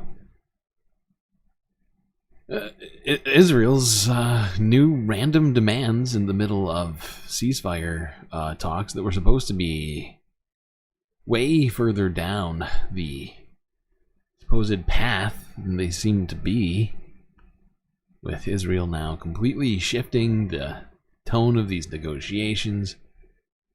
What just happened? Cloud. I don't care. Oh, there we go. Now it wants to work. Okay, great. 40,200 Palestinians have been killed in Israel's assault on Gaza and nearly 93,000 wounded since October. Here in Chicago, Gaza has hardly been mentioned by top Democrats speaking on the main stage at the DNC this week. On Monday, the Democratic National Convention voted to adopt the party's official platform, that's the Democratic National Committee, which does not call for an arms embargo on Israel and reasserts unwavering U.S. support for Israel. President Biden gave a 50-minute address on the opening night of the convention. This is all he had to say about the war on Gaza. We're working around the clock, my Secretary of State, to prevent a wider war and reunite hostages with their families, and surge humanitarian health and food assistance into Gaza now. To end the civilian suffering of the Palestinian people, and finally deliver a ceasefire and end this war. Those protesters out in the street, they have a point. A lot of innocent people are being killed on both sides. On both sides. More, we're joined by Zaha. We talked about that yesterday. Human rights lawyer, a fellow at the Carnegie Endowment. We talked about that freaking both sides comment yesterday. Utterly nonsensical. It doesn't make any sense. It's just by the numbers, purely. Politically, it doesn't make any sense to say anything that stupid, but Joe Biden is just, he's a different breed of politician, I guess. For International Peace. She was previously the senior legal advisor to the Palestinian negotiating team during Palestine's bid for UN membership. Welcome to Democracy Now!, Zaha. We want to talk about what the Democrats are saying about Gaza now and, back to Obama, Clinton. But let's start with the latest news. Antony Blinken has just finished his trip, did not secure a ceasefire. Explain what's taken place. Well, you said in your opening remarks that, Antony Blinken, the Secretary of State, said he had a bridging proposal, right? That this was supposed to get us to a ceasefire and that all we needed was Hamas to agree. The bridge apparently is a bridge to nowhere because a deal was struck in May 31st. Yeah. And that was supposed to be a deal that Israel wanted and that the U.S. supported. Hamas agreed to it. And what we have now is a new agreement. That's being called an implementing agreement, but we don't have the details. But what we do know is that Israel has said it's not after a permanent ceasefire. She says Hamas, like Piers Morgan does. It's not intending to leave the Philadelphia corridor, which is along the border between Egypt and Gaza. These are non-starters for Hamas, and the Israeli security officials that are involved in the negotiations know that.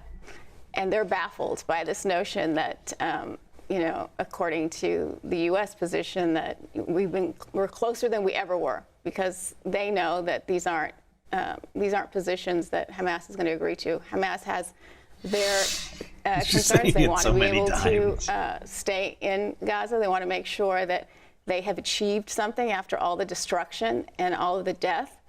And hold on. Just do something.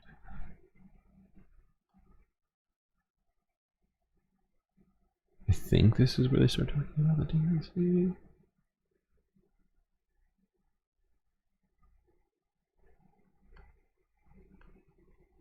Even Bernie Sanders, who has spoken out in the past, he did mention that we must have an immediate ceasefire, but even he did mention all that is needed for a ceasefire is for the U.S. to cut off arms supplies to Israel. That would be the real leverage that the United States has. You're right. I mean, there could have been a lot more said by a lot of different people that took them to the main stage last night and the night before.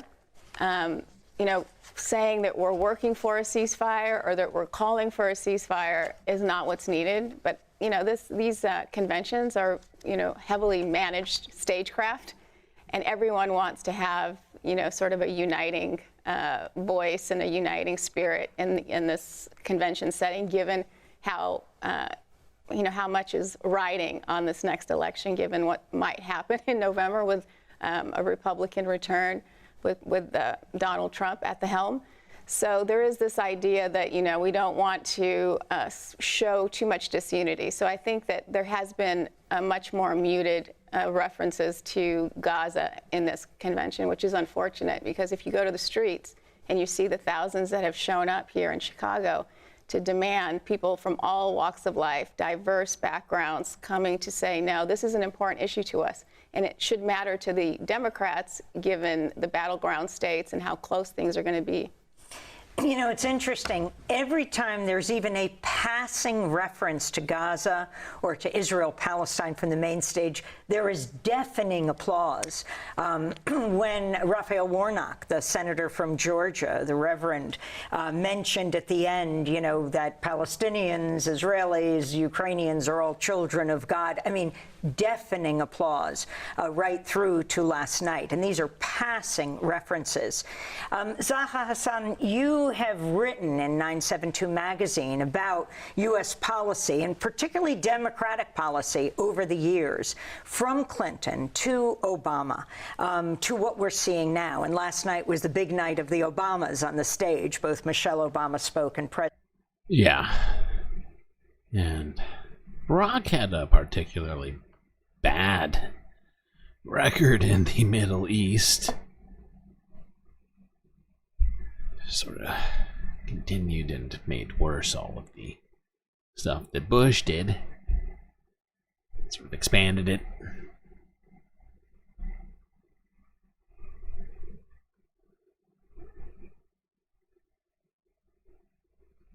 Okay, now let's move away from the DNC. That's enough DNC talk. It's been an hour and 45 minutes of goddamn DNC talk. Let's go here. We're still going to talk politics for a little bit. That's for sure. Definitely going to talk American politics. Let's go to this first. This is from 3 hours ago. Associated Press. Trump holds first outdoor rally since assassination attempt from behind bulletproof glass. I'm sorry, I don't think I quite used the right intonation there for that whole sentence. Point is we're about to watch a outdoor Trump speech, but this time they've decided to upgrade the glass. Let's see. Let's go here.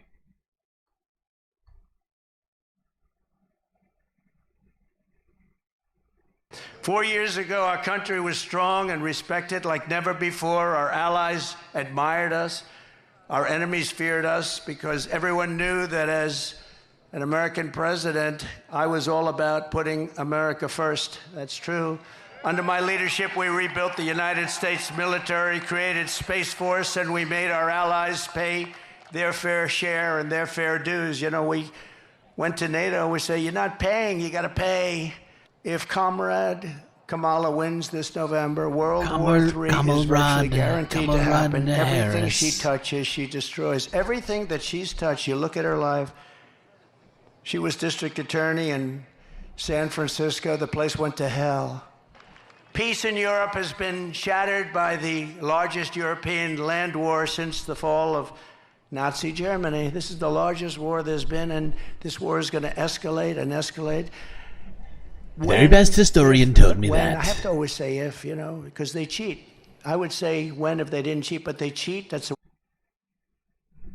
I've never cheated in anything in my life except for on my wives and at golf and on taxes and on, well, okay, you know, it might be easier to make a list of things I haven't cheated on. Not important.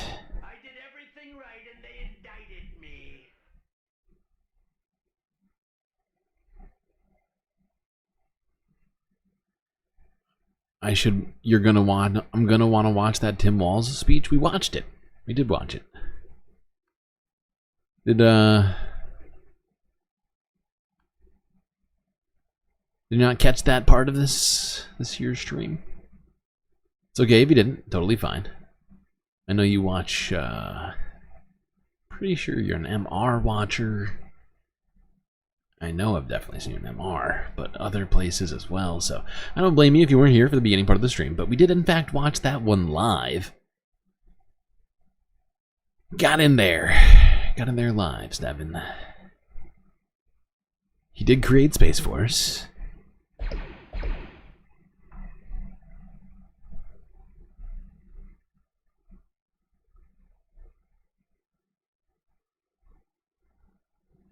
Okay. Now, let's see some of the other stuff Donald Trump had to say at this speech from behind bulletproof glass.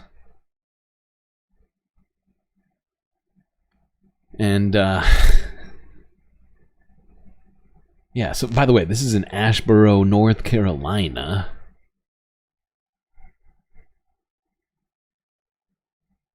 Let's go here.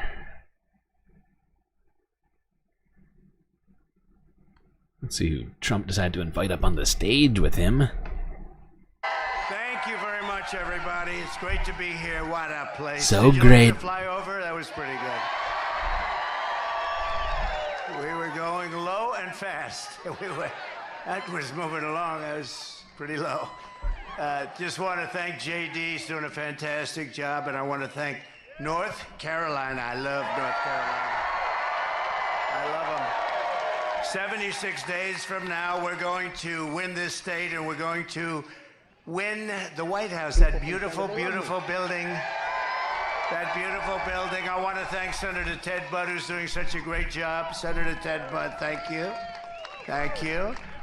Great job, Ted. Great Mark job. Robinson, he's out there. He's fighting. You've done a very good job. I really appreciate him. Always doing a fantastic work. He's a great one. And I think we have a lot of our sheriffs here, don't we have? Where are they? Will this stage hold them? I'd love to bring them up. Come on, sheriffs, get up here. Mark, come on. Jesus. I don't know if this stage is going to hold them, but if it doesn't, we've had bigger risks than this. All right? Come. I don't know, they all got guns. Could be. Are we sure they all voted for me? Sheriffs, if you weigh more than 200 pounds, don't come up. I'm only kidding. Come on. Hi, fellas. Thank you. Good to see you. Welcome, North Carolina.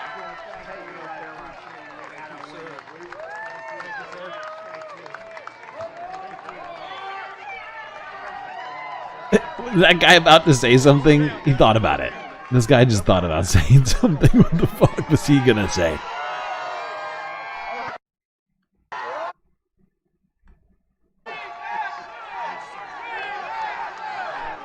I really wish the stage would collapse.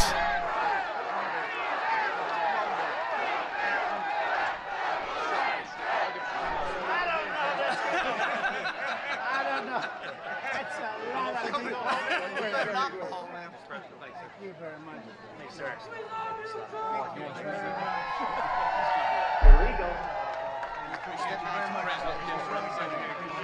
I don't know if this thing's going to hold it, but if it doesn't, we're not going to get it. People from Canada, they love me.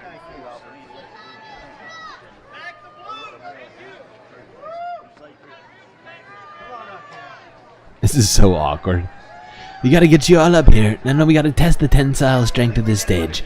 Can't have you on the stairs. Can't have it.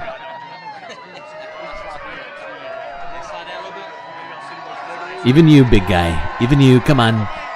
Come on, get yourself up on the stage.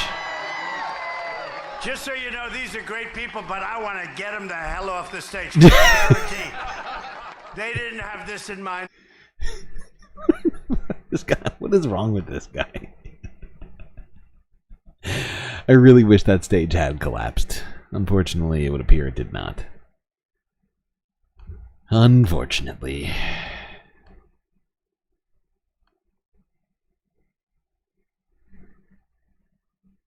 Oh my god. Stream software is working perfectly fine. Totally normal. It's exactly what I had in mind when I said, hey, we're gonna stream today, we're gonna have good working stream software. Good God. Get him the hell off the stage.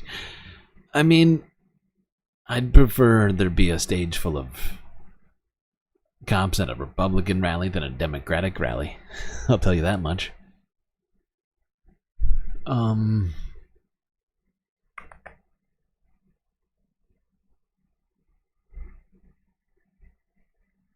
Now, let's see something else that Donald Trump here had to say while speaking behind bulletproof glass, surrounded by police officers.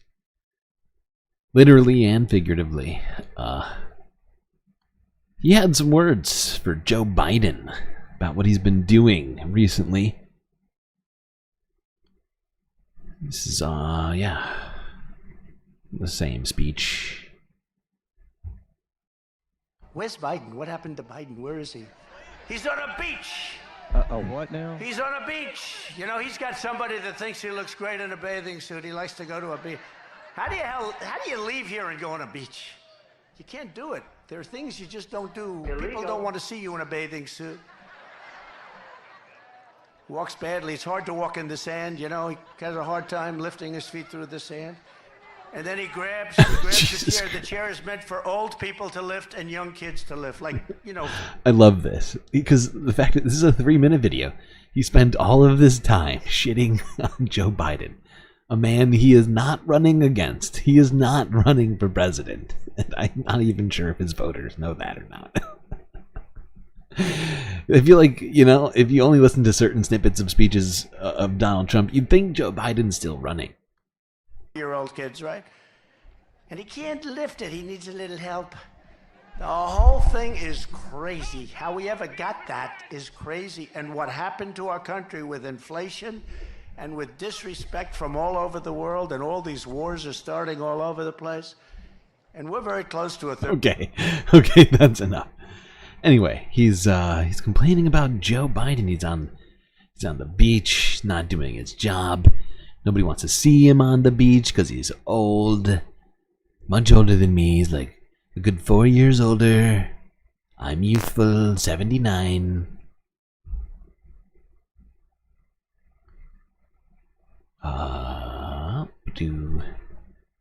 Now, let's go to these. Got a couple of clips here. This is sort of things Donald Trump tended to do while he was president. Let's see what that looked like.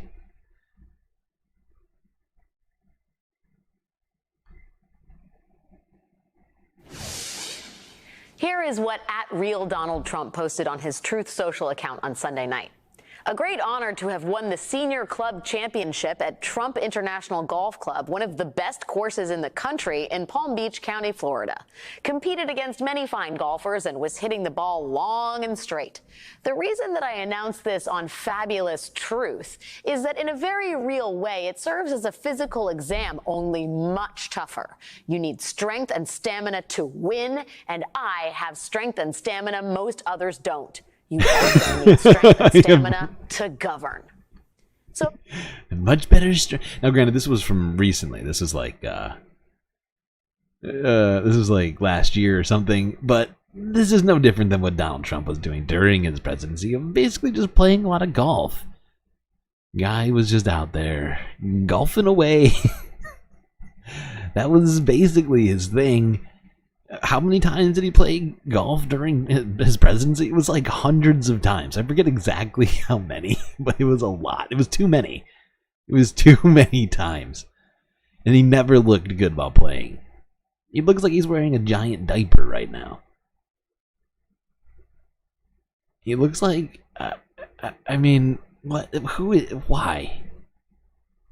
Of all people to complain about how people are spending their free time, Donald Trump is the last person on the face of this earth that should be doing that.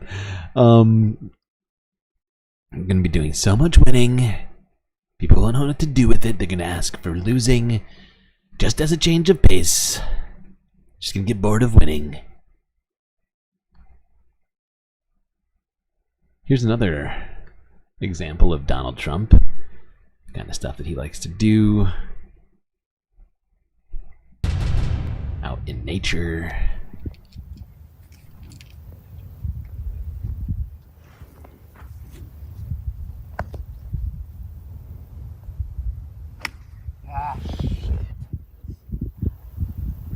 Whoopsies. That's unfortunate. That is unfortunate. Did you see Barack Hussein Obama last night? Wait, Take a little shot. Hold on. Okay. I could beat Biden. 18 holes, let's go. The very best golfer.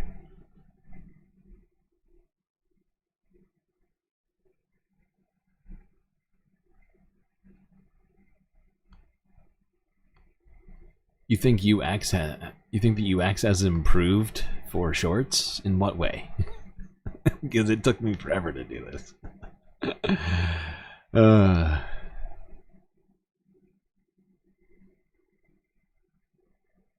Okay.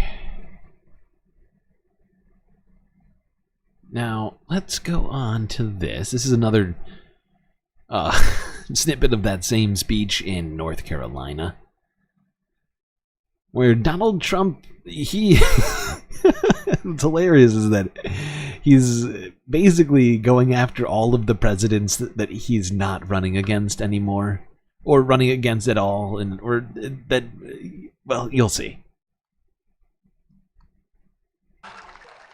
Did you see Barack Hussein Obama last night? Take little shots. He was taking shots at your president. Illegal. And so was Michelle. You know, they always say, sir, please stick to policy. Don't get personal. Please, sir. And yet they're getting personal all night long, these people. Do I still have to stick to policy? Sir, you must stick to policy. You'll win it on the border. You'll win it with inflation. You'll win it with your great military that you built, that they gave away $85 billion worth of it in Afghanistan. Sir, you're going to win it on crime. The crime is running through the streets like never before. You're going to win it on all of these things, and maybe especially, I think two things, the economy, inflation, because I view them together, what they've done to inflation, and they caused it with energy, what they did with energy. They caused it with energy. If we... What they did was they took electricity and they ran it through the system. That causes all of these problems. You don't understand it, people tell me these things. Very, very smart people. And I love how he took He had to shoot back at Barack Obama for like 2 seconds, and then it just completely collapsed into him rambling about the same things he always rambles about. The border and crime. Crime is up at the border.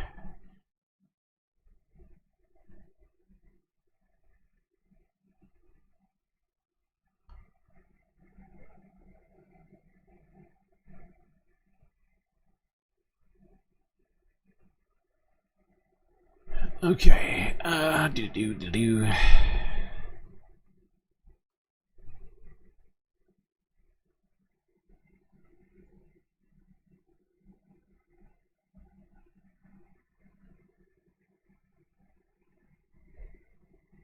All right, now let's look at a couple of other people here who had some stuff to say about this presidential race going on.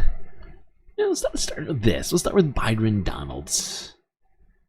He was asked a very normal, important question.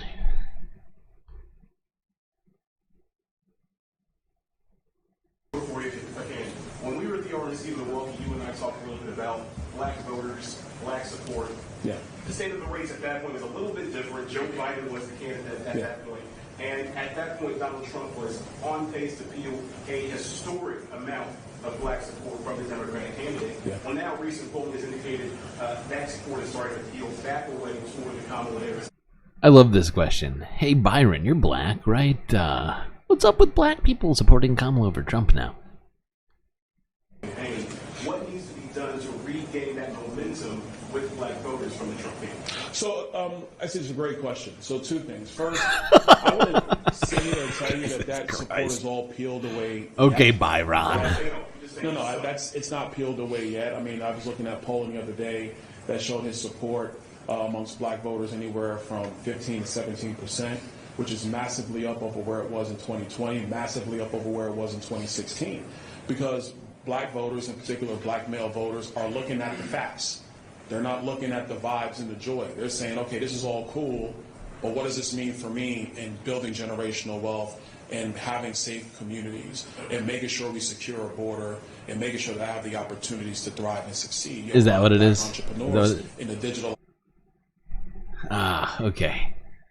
So what the problem is, I think what Byron's saying here is that black women are the problem. I guess that's what he's saying. That's why Donald Trump's losing. I get it now. I get it now. Now it makes sense. Even though that doesn't, I mean, the numbers don't really quite. But yeah, okay. Okay, Byron.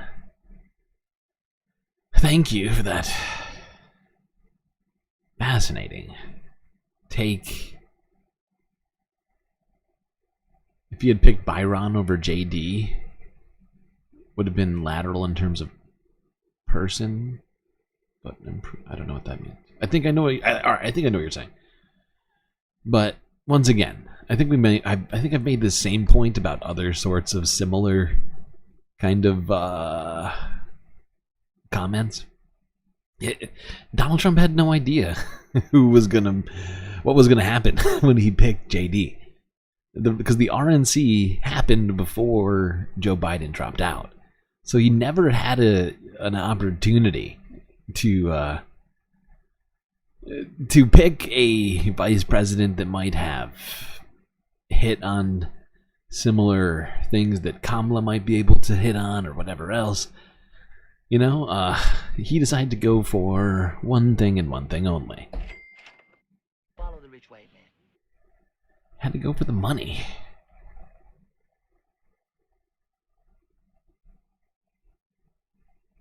Okay, last political sort of video here, I think. Well, kind of. Pretty much. Kind of, sort of. At least political race video, right? Presidential stuff. Forbes breaking news again. They really are a source of content for me, I'm not gonna lie. Their interviews and like actual content videos that aren't clips are horrendous and terrible, but they really do get it done in the clip factory. Let's go here. Here's JD Vance. He's going to tell us how he's going to prepare for debate with Tim Walz. Interesting. Probably going to do some maybe some squats on the couch. Hi, Senator. Kit Maher, CNN. I know Donald Trump has been reported. I don't, guys. She's one of the good CNN reporters. There's like 2 of them. She's okay. Back to my question. Wow. So Donald Trump has enlisted the help of Tulsi Gabbard to prep for his debate. I'd like to know how you were prepping for a debate with Tim Walz, who has described himself as a bad debater. Who's helping you, and how are you prepping? Well, I found a good friend from back home who embellishes and lies a lot, and I'm having him stand in for Tim Walz. That's what we're doing during our debate. Wow, But- he has a friend who embellishes and lies a lot? All kidding Interesting. aside, what we're going to do is we're going to focus Probably a lot Peter on Thiel. policy, right? The way that I'm trying to prepare is to try to make sure that we're prepared to answer the American people's questions on how we're going to make their lives better, how we're going to make their communities safer, how we're going to bring back prosperity and low prices to the American economy. And we're going to focus on policy. And then obviously we're going to answer whatever questions the moderators have. That's how we're focusing. And by the way, just on President Trump, we have to remember Tulsi Gabbard was... Okay, enough talking about Tulsi Gabbard and Donald Trump. Bride of Frankenstein and the Orange Monster.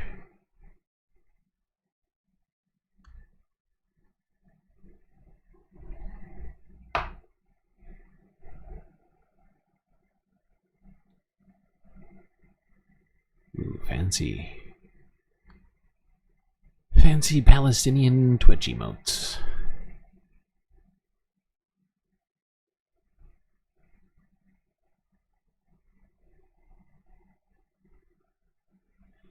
So yeah, that's the that's apparently how JD is preparing for the Tim Walz debate.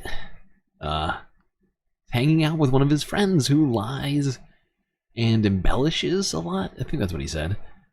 So I guess that's probably Peter Thiel or Elon Musk, or who else is he friends with? It's horrifying. Okay, now let's look at this. This has been a developing story for like 5+ days. I swear to God. This is hilarious. It started off like horrifying to now being funny to some degree, as you'll see here shortly. Things have really shifted in this Disney situation. If you missed it or you don't remember, a woman died at a Disney theme park because she asked for non-allergenic food, specifically nuts and dairy. The waitstaff insisted that she was fine with the food that she ordered. She then died as a result of the fact that that food did in fact contain high levels of nuts and dairy products. Then her husband sued Disney, or attempted to sue Disney. Then Disney attempted to block the lawsuit legally in court by claiming that as a result of this man having gotten a 1-month free trial membership of a Disney Plus account, that in the terms of service, he had to agree to binding, or in fact already had agreed to binding arbitration, including at Disney parks and restaurants. Yesterday, we looked at how they had decided that they would potentially be looking at this with a more sensitive outlook than they perhaps had initially started off with. They were going to what was it? Whatever. Let's just go to this.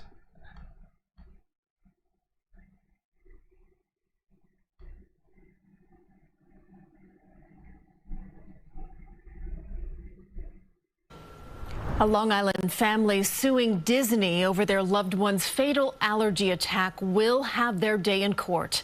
Last week, Disney asked a judge to toss the case, citing the fine print on a Disney app. But as Lisa Rosner reports, after massive outrage, the company is changing its tune.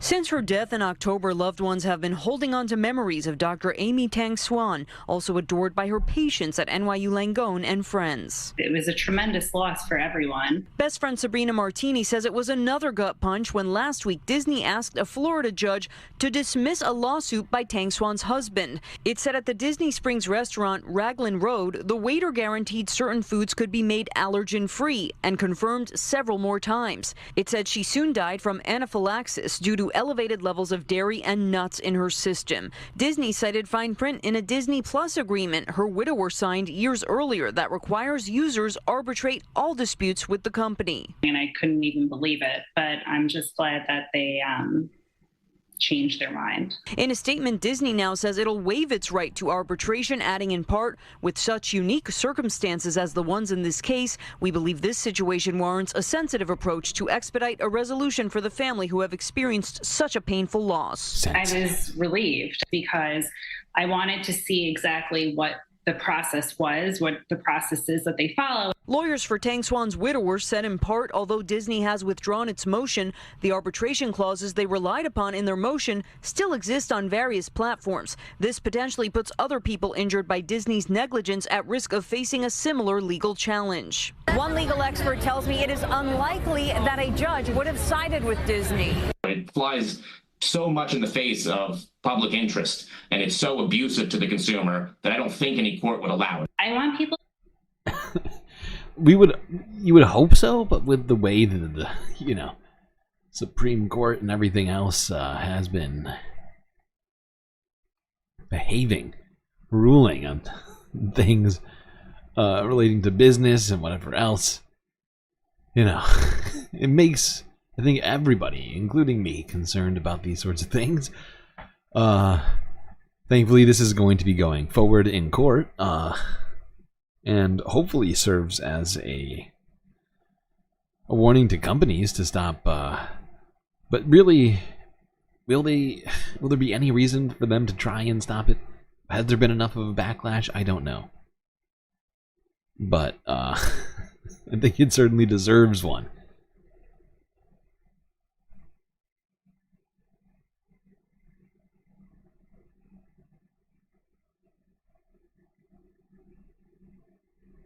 You signed up for Disney Plus, now the mouse owns your soul.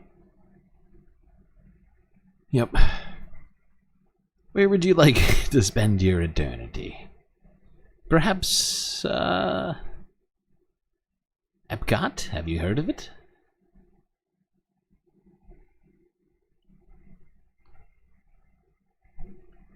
Alright, here's the last of the America-specific half videos. Let's go here to a show that you all are probably familiar with on a topic that we all talk about on the reg. We are back, and we are joined now by Rebecca Burns, In These Times contributing editor, award-winning investigative reporter. The piece that Rebecca wrote is entitled Inside the Rights War on the Homeless in These Times magazine. Thanks so much for coming on the show today, Rebecca. Thanks so much for having me.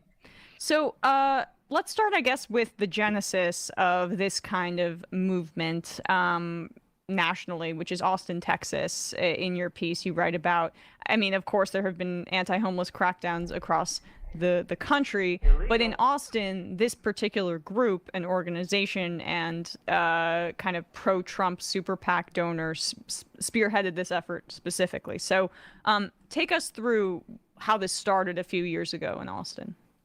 Right. So as you just mentioned, criminalizing homelessness, unfortunately, is nothing new. It's something that we've been seeing on the local level, picking up in recent decades as the housing affordability crisis has intensified. What is new that I really sort of tried to point to in this piece is a more coordinated effort both to pass sweeping camping bans at the state level with, in some cases, some more serious criminal penalties and fines attached to those, and also really to defund, real sort of longer term solutions to the housing crisis, and instead compel cities to just sweep these issues under the rug with enforcement. So the particular group that I looked at, called the Cicero Institute, was started by Joe Lonsdale. So he was a co-founder of the firm Palantir, whose ties to ICE and surveillance technology has come under scrutiny. He's sort of a self-declared political refugee who, by his own account, got sick of the politics of San Francisco and California and decamped to Austin in 2020.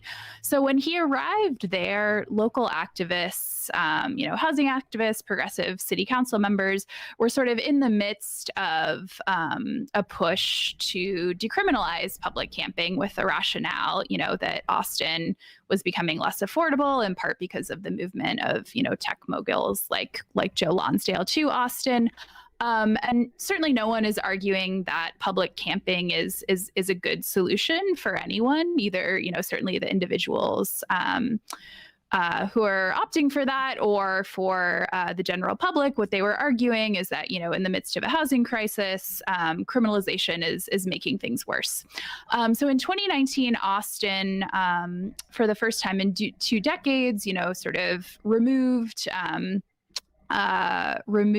a ban on camping in downtown areas with sort of stipulations, that it was important that the public right of way remained clear. And immediately this sort of triggered a backlash from, business owners, conservative activists, and particularly Texas Governor Greg Abbott, who kind of used this as a flashpoint in this sort of escalating rhetorical war with progressives in Austin.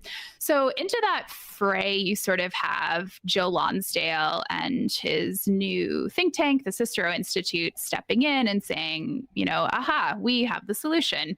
We're going to sort of follow the move of Texas, which in 2021 passed a statewide camping ban, with also penalties for municipalities that didn't comply with.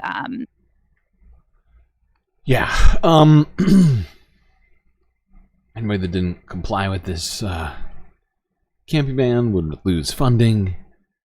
And the thing is we talked about the what do you call it?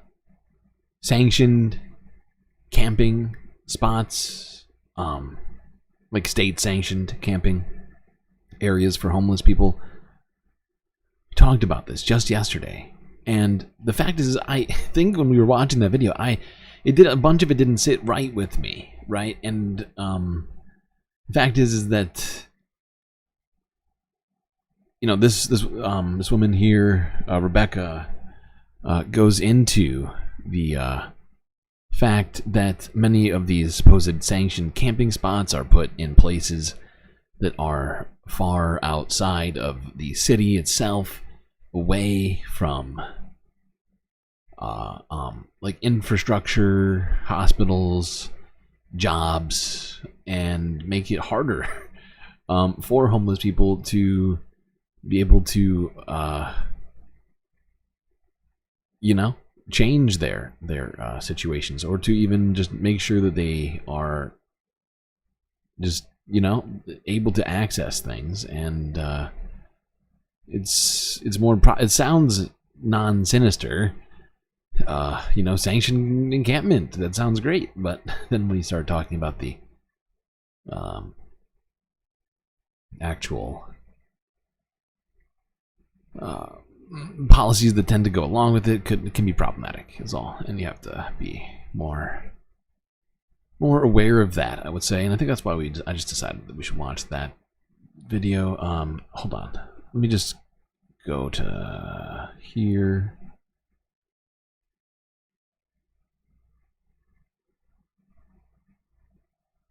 I think this is right.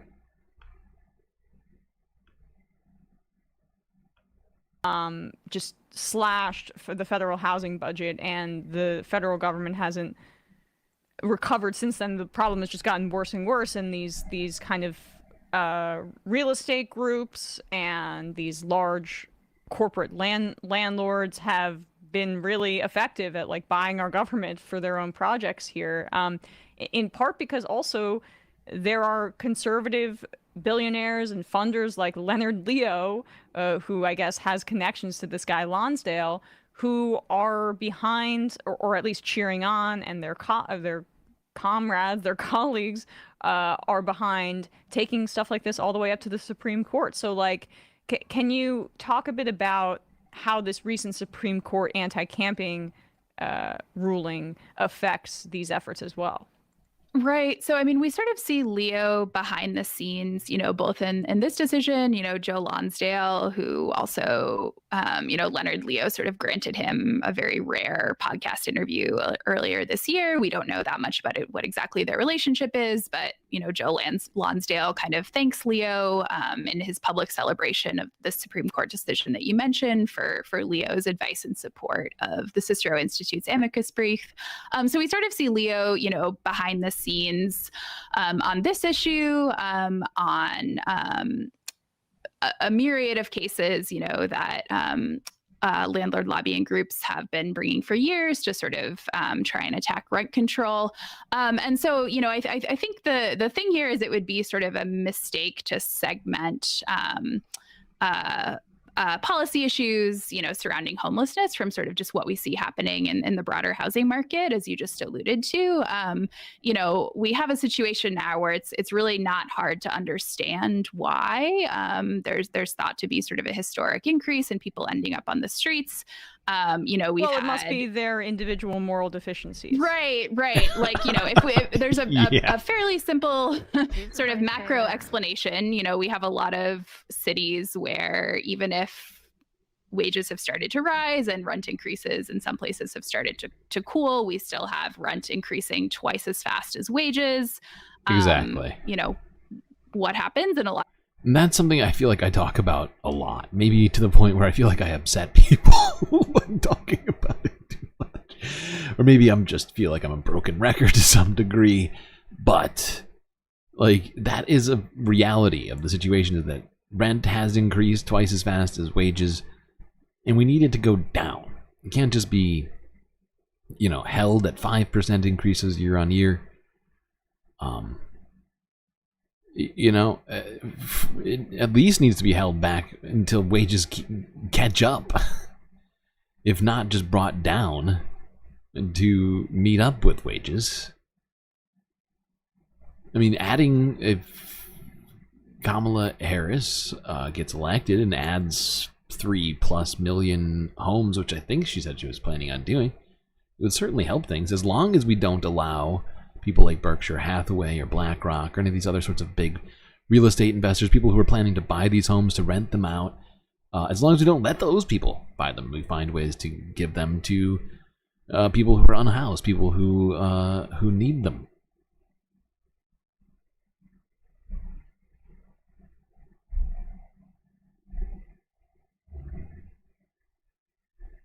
Okay.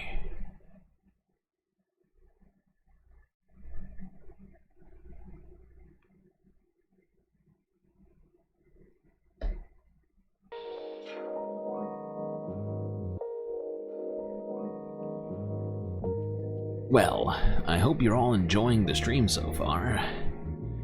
If you haven't already, hit that like button and don't forget to subscribe. It really helps out.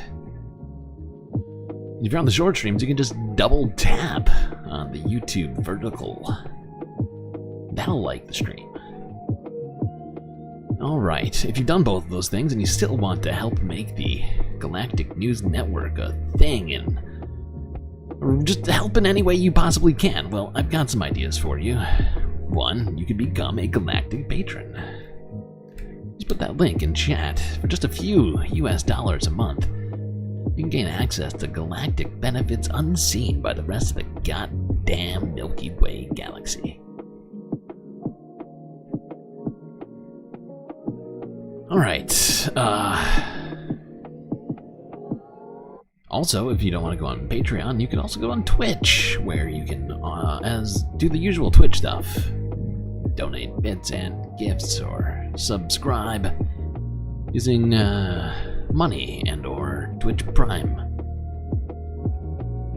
Alright chat, enjoy this galactic intermission. Grab yourselves a drink, perhaps a snack, and I'll be right back.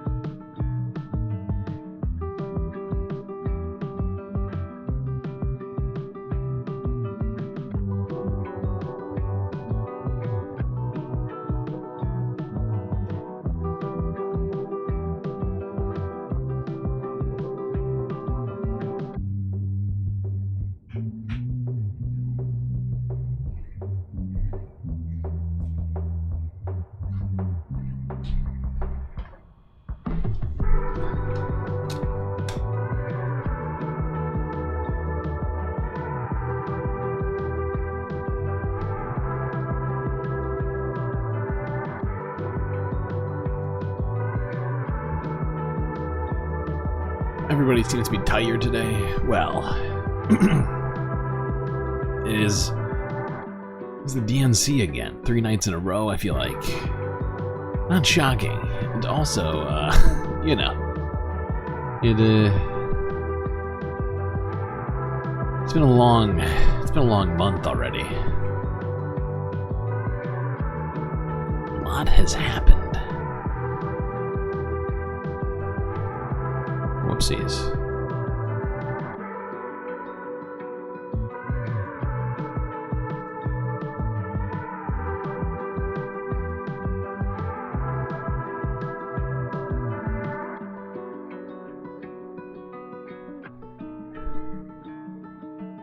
Oh shit, don't do that.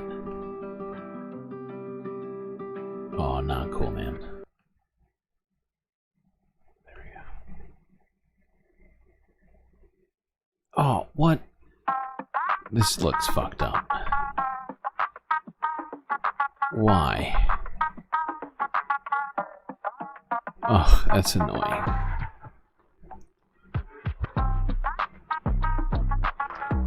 Well, short stream, I'm sorry. This one doesn't look right. I honestly thought I fixed this problem.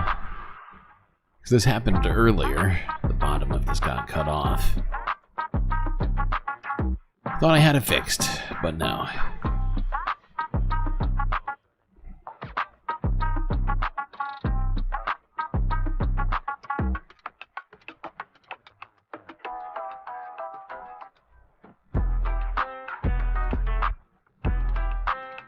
This is super annoying. I can't believe it's broken.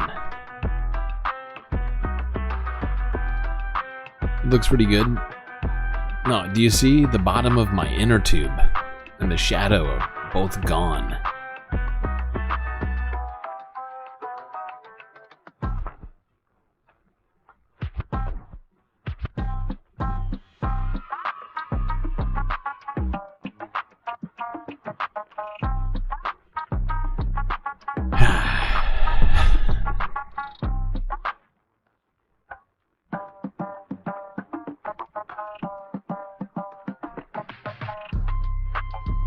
Well, I don't know why it's cut off like that, but whatever, I'll deal with it later.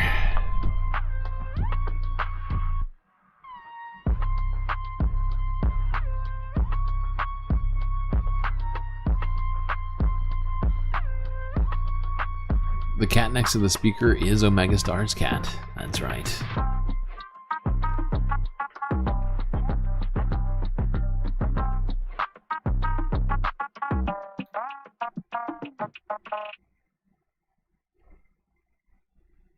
It makes me sad that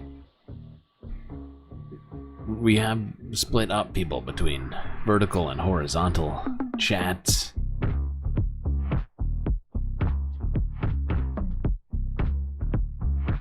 I really just made the vertical chat to get new viewers. Now we have as many viewers on vertical as we do horizontal. It makes me feel weird inside. Soul Life would be furious if he was awake. So true.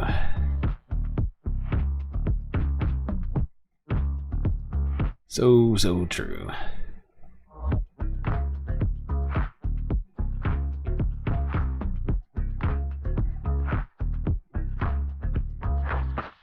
Alright, everybody go back to horizontal chat. God damn it.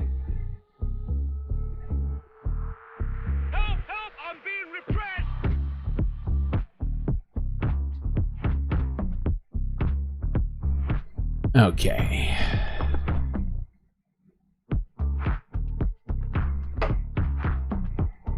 I can't make you. It's so true. It's so true. I can't make you do anything. Can't do it. You're all adults. Make your own decisions. I honestly can't believe you're watching Shorts Chat, considering how much it is lagging right now. It's weirding me out. Use both, mix it up. I think if you use both, the views don't get counted. Always remember that. If you watch on two screens, I'm pretty sure it cancels each other out. At least that's the word on the street.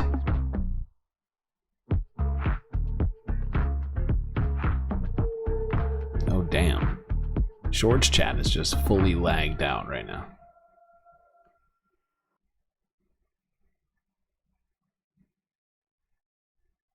That was bad. Okay.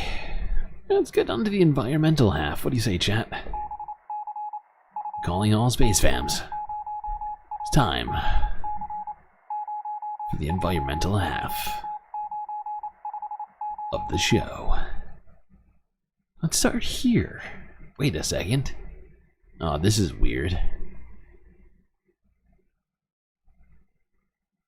Environment and Climate Crisis Council holds event on day 3 of the DNC in Chicago, Illinois. Let's see what this is about.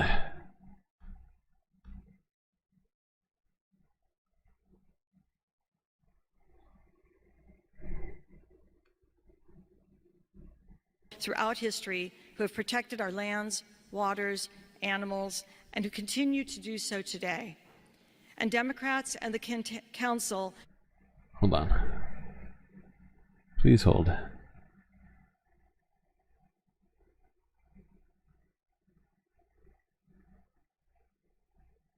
Well, they really didn't give them a very...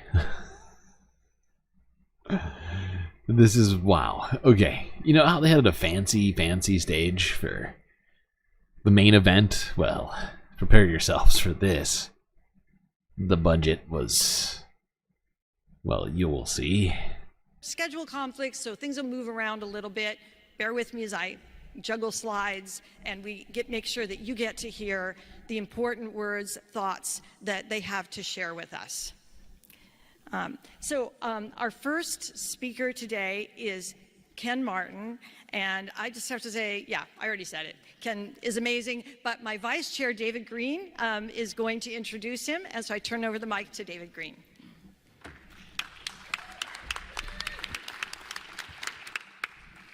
Good afternoon. My name is David Green. I'm Vice Chair of the Council and also Vice Chair of the Washington State Democrats. And in my role as Vice Chair of Washington State's Democrats, I work with the other 56 state and territorial parties. And the leader of that organization is Ken Martin, who is the chair of the Minnesota Democratic Farmer Labor Party. He is also a Vice Chair of the DNC, and he hails from Minnesota, so he's feeling sort of uppity over the last 3 weeks or so. And I'd like to invite Ken to come spend a few minutes with us. Ken Martin. I like that. I'm good. Thank you so much, Michelle. Okay, so we're not going to watch this whole thing, or even part of it, beyond what we've seen already.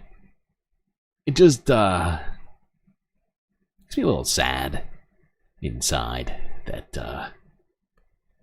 the Climate Crisis Council at the DNC kinda, I don't know, got the lowest budget looking sort of event possible, especially in comparison to what we saw with the rest of the DNC. I mean, my God, they got Lil Jon and Kenan Thompson, and I mean, how many stars do they get? Biggest budget ever. And then here's the climate.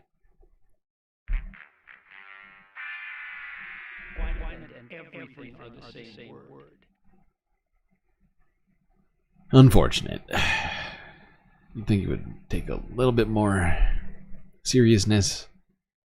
I'm sure the oil donors and other such people wouldn't like that.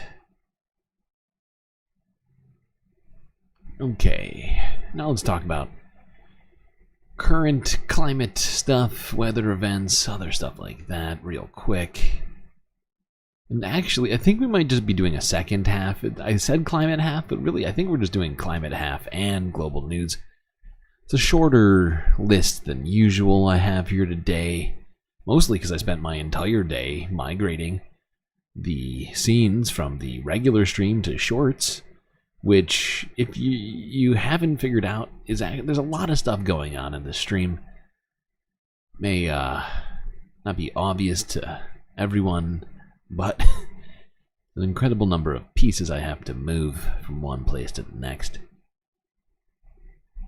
and then rearrange them so that they look normal on a vertical scene. Oh, this is truly painful. This is a truly painful event. Not as painful as this, though, I would say. CBS Colorado from 23 hours ago. Gulcha fire burning west of Golden in Clear Creek Canyon.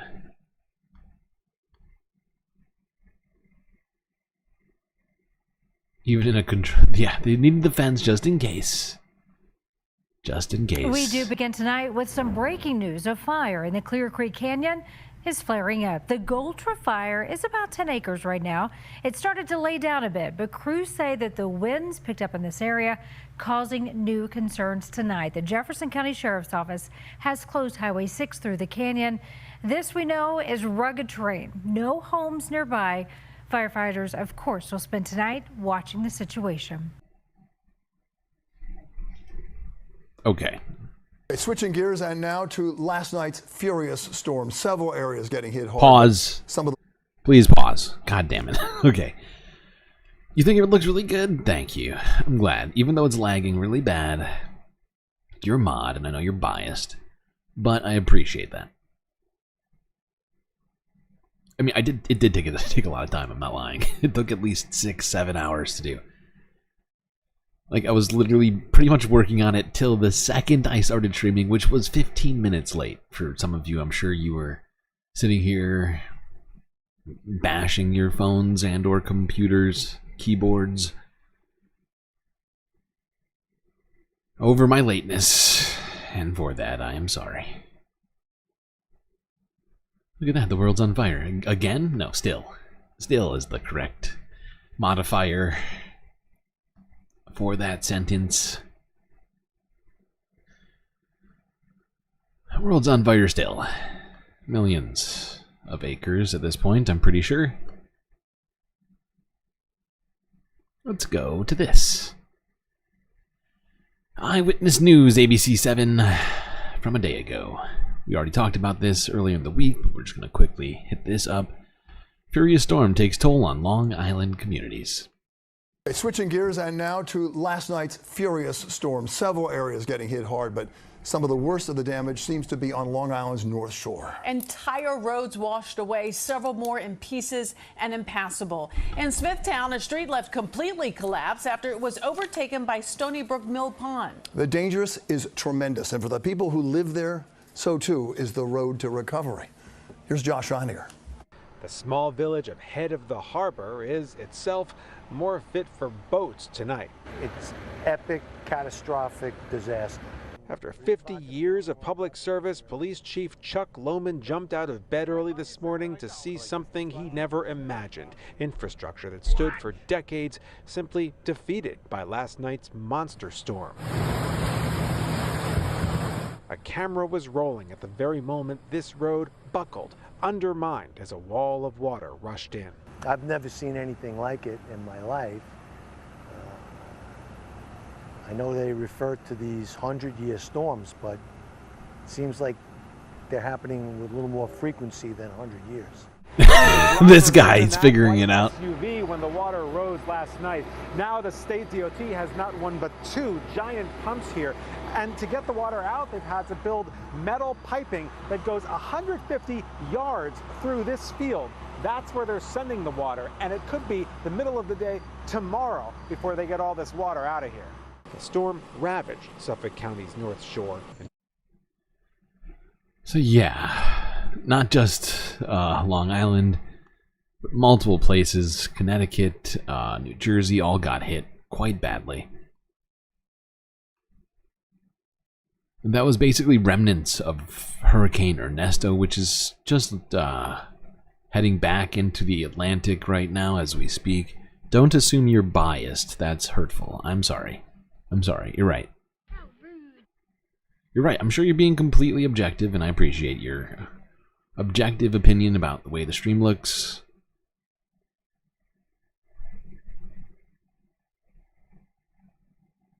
You're gonna get me a mug that says "World's Best Space Lord"? Wow. Try Galaxy's Best Space Lord. Then we're talking.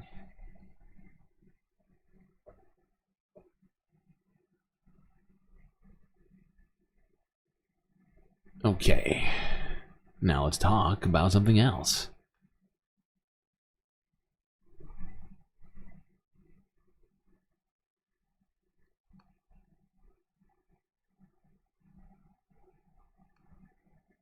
You know, we looked at this the other day, but you know, no, we'll save it for another day. Let's go with this. We're going to talk about this. This is still ongoing. We talked about this yesterday as a very, very wealthy tech entrepreneur named Mike Lynch was aboard his $40 million super yacht, which was hit by a at-sea tornado in the middle of the Mediterranean, with the head of investment at Morgan Stanley and a number of other incredibly wealthy people aboard. 15 out of the 21, I believe, that were aboard were saved. However, 6, including Mike Lynch, were lost at sea. They have, I think the Italian government set out divers to search the wreck of this yacht. Let's go to this from the Associated Press.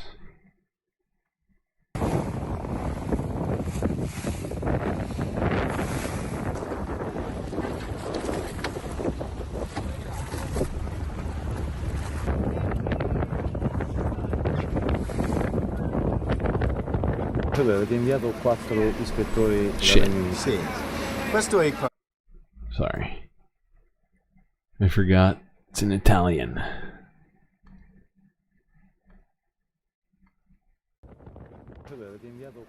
You have sent 4 inspectors from the United Kingdom? Yes, this is something totally normal that we do when a British ship is involved in such a grave incident. We do this everywhere. They work with the Italian colleagues, obviously, but it's something totally normal that we do.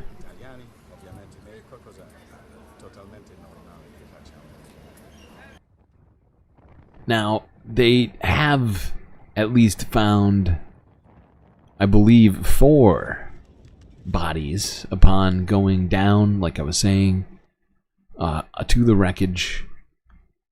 Divers, like I was saying, I, from the numbers I've seen, they found 4 of the people, but I think there's 2 still missing. So they may very well may still be floating in the Mediterranean somewhere. Who knows?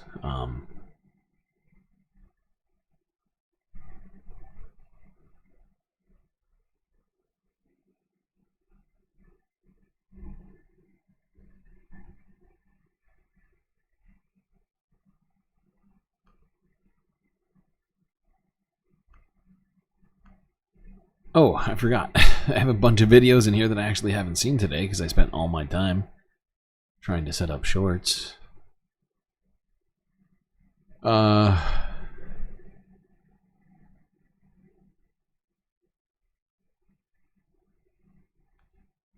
here is an actual video talking about this, so let's go here. Goddamn. There we go.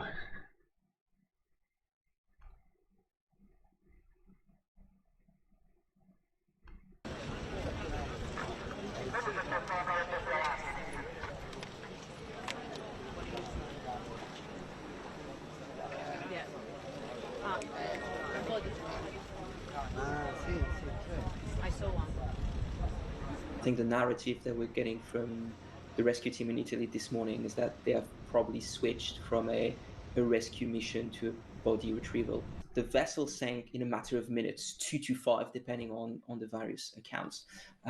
That's particularly fast for a vessel to sink, particularly without any major structural failures. The accounts from the divers is that the vessel is pretty much intact on the bottom of the sea. So that, coupled with reports of very extreme and localized weather at the time of the sinking, it really hints at a freak accident whereby the vessel might have been pushed over on its side. And I think some of the recent survivor testimonials this morning talk about that feeling of being lifted by waves. Those vessels are built with watertight subcompartments. The idea being that should you hit something, one of those compartments could fill with water and the vessel would remain afloat. So for the vessel to sink, especially this fast, you are really looking at taking water on board very quickly, but also in a number of locations along the length of the vessel, which again indicates that it might have been rolled over on its side. Okay. Well, it seems that the Italian government thinks that these people that are missing are dead. Let's go north to Copenhagen. How is Copenhagen adapting to climate change? BBC is going to tell us. It's from 14 hours ago. Around the world, cities are having to take major steps to protect themselves from floods and extreme weather. And in the Danish capital, Copenhagen, more than 300 climate adaptation projects are in the works. They include underground tunnels to carry away rainfall, as well as the creation of new green spaces. Adrian Murray has been taking a closer look for us. A huge tunnel burrowing right under the city, 20 meters below ground. This is like Jules Verne, Journey to the Centre of the Earth. It's part of a plan to protect Copenhagen from flash flooding during heavy downpours called cloudbursts. Acting as a man-made river, this is one of 2 tunnels that will hold large volumes of water, then carry it away to the sea. This one runs down to the harbour. It's 700 metres long, and basically the 2 tunnels together should contain or retain 10,000 cubic metres of water during a storm event. In 2011, a once-in-a-thousand-year flood left the Danish capital knee-deep in water and caused widespread damage. Now, more than $2 billion is being spent flood-proofing the city. It's very expensive to protect the city, but you could say it's even more expensive not to. In 50, 100 years' time, we will probably in Copenhagen see some 40 or 50% more rain in a year. It's about these extreme events where all of a sudden we have a lot of heavy rain in a very short period of time, and they just become more frequent with the climate change. Built up with impervious tarmac and concrete, many other cities have also been hit by flash floods. Worldwide, the economic losses from flooding top $100 billion a year, and within the next 3 decades, that's expected to climb steeply. Yet many cities remain underprepared.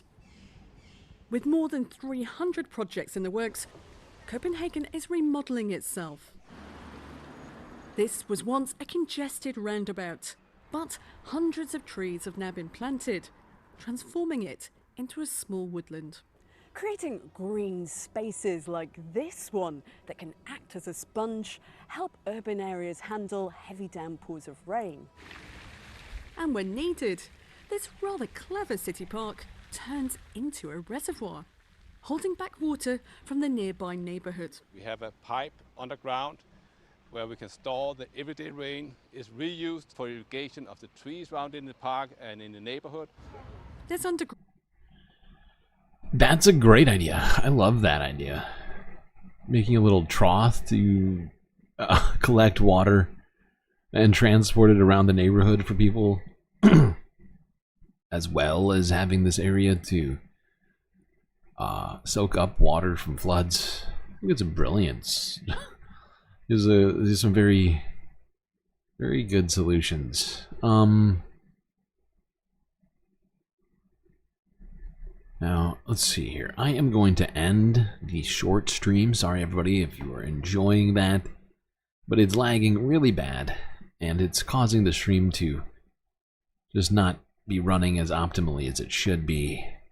Thankfully, at least proof of concept. At least it is working. I just still need to figure out some stuff with the lag. I'll probably do another test stream after this tonight.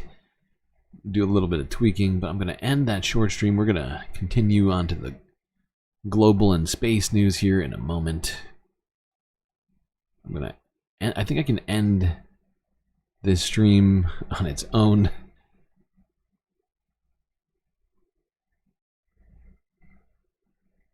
There we go. Okay. I think it's over.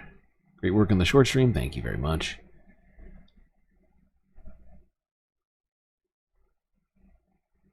I should make that guy who said, seems like 1,000-year storm is more frequent as a soundbite. You know, that's a good idea. I'll I will consider that.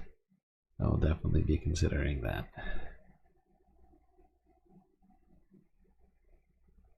How about watching a few seasons of Below Deck? I don't think I've ever actually seen that show. But that is the Star Trek animated series, if I'm not mistaken. Okay, yeah, short stream ended. Awesome. Okay, cool. I feel like a real streamer. I'm streaming to 3 Multi-streaming to 3 different places? My god. Legit. Too legit to quit. But if we don't get those sub numbers up, I might have to. Or at least significantly reduce my hours. But thank you for trying. I am trying. I'm always trying. It's just, you know, that's just my thing. Always trying. Okay, let's go to some space news. Here's CBS from 2 days ago. SpaceX sending private citizens on risky mission. It includes spacewalk attempt.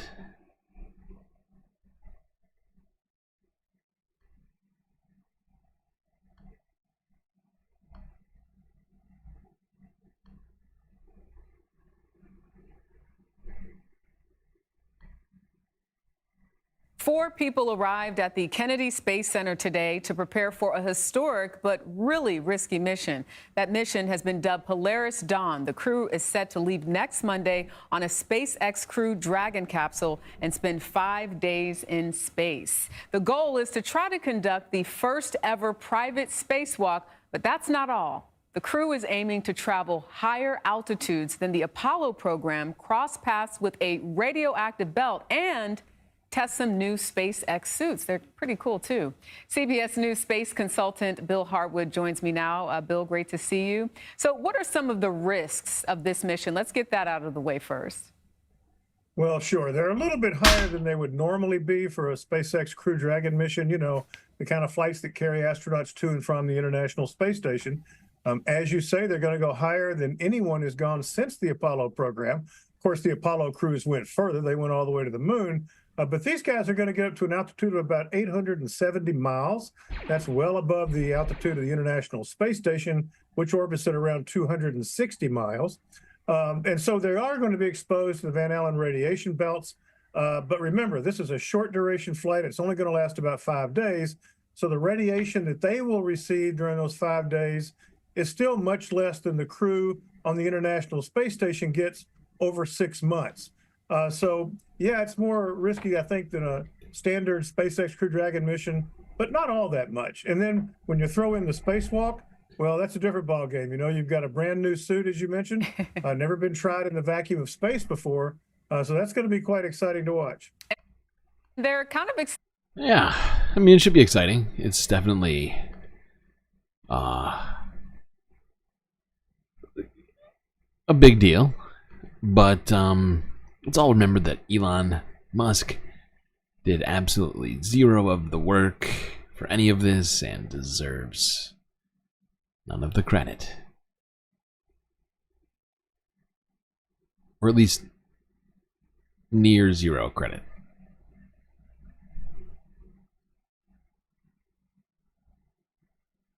Is it great for a short stream? Wow, appreciate that.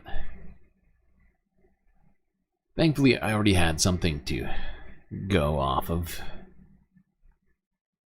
You're unsubscribing? Wow, that hurts, my dogs. That really hurts. You're one of the first subscribers.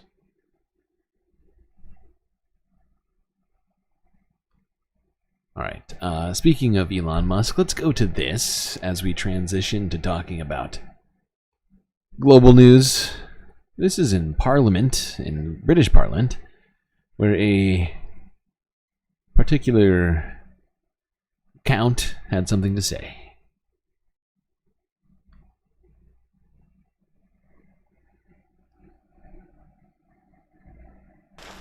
Oh, wait, what? Sorry, hold on.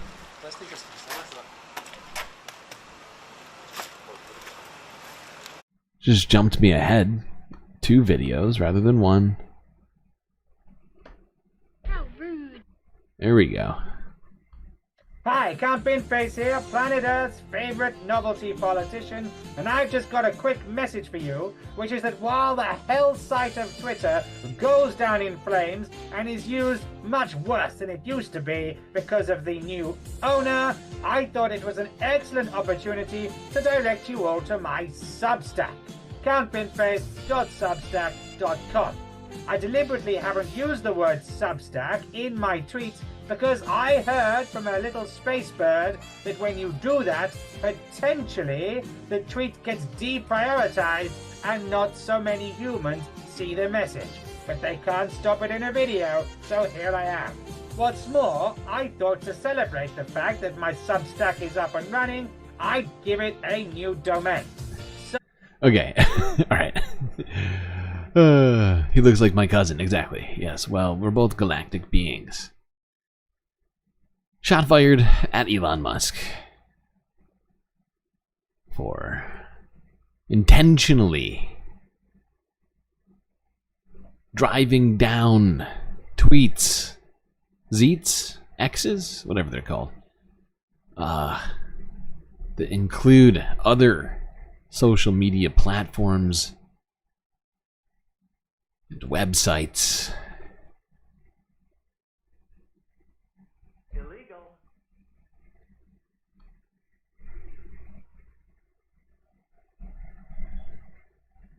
Phew, my dog's is going to take it back.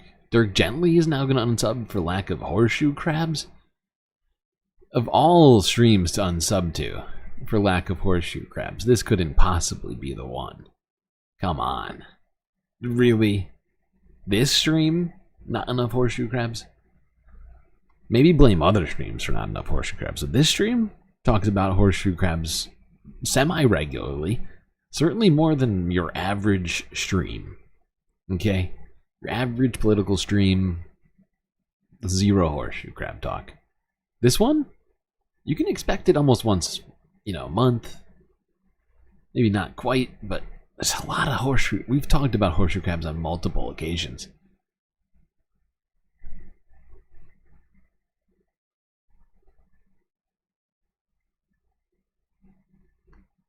Now, let's talk about a different crab person. Andrew Tate, whose home was raided earlier today by Romanian police over allegations of sexual relations with a minor, as well as money laundering. Oh boy. Illegal.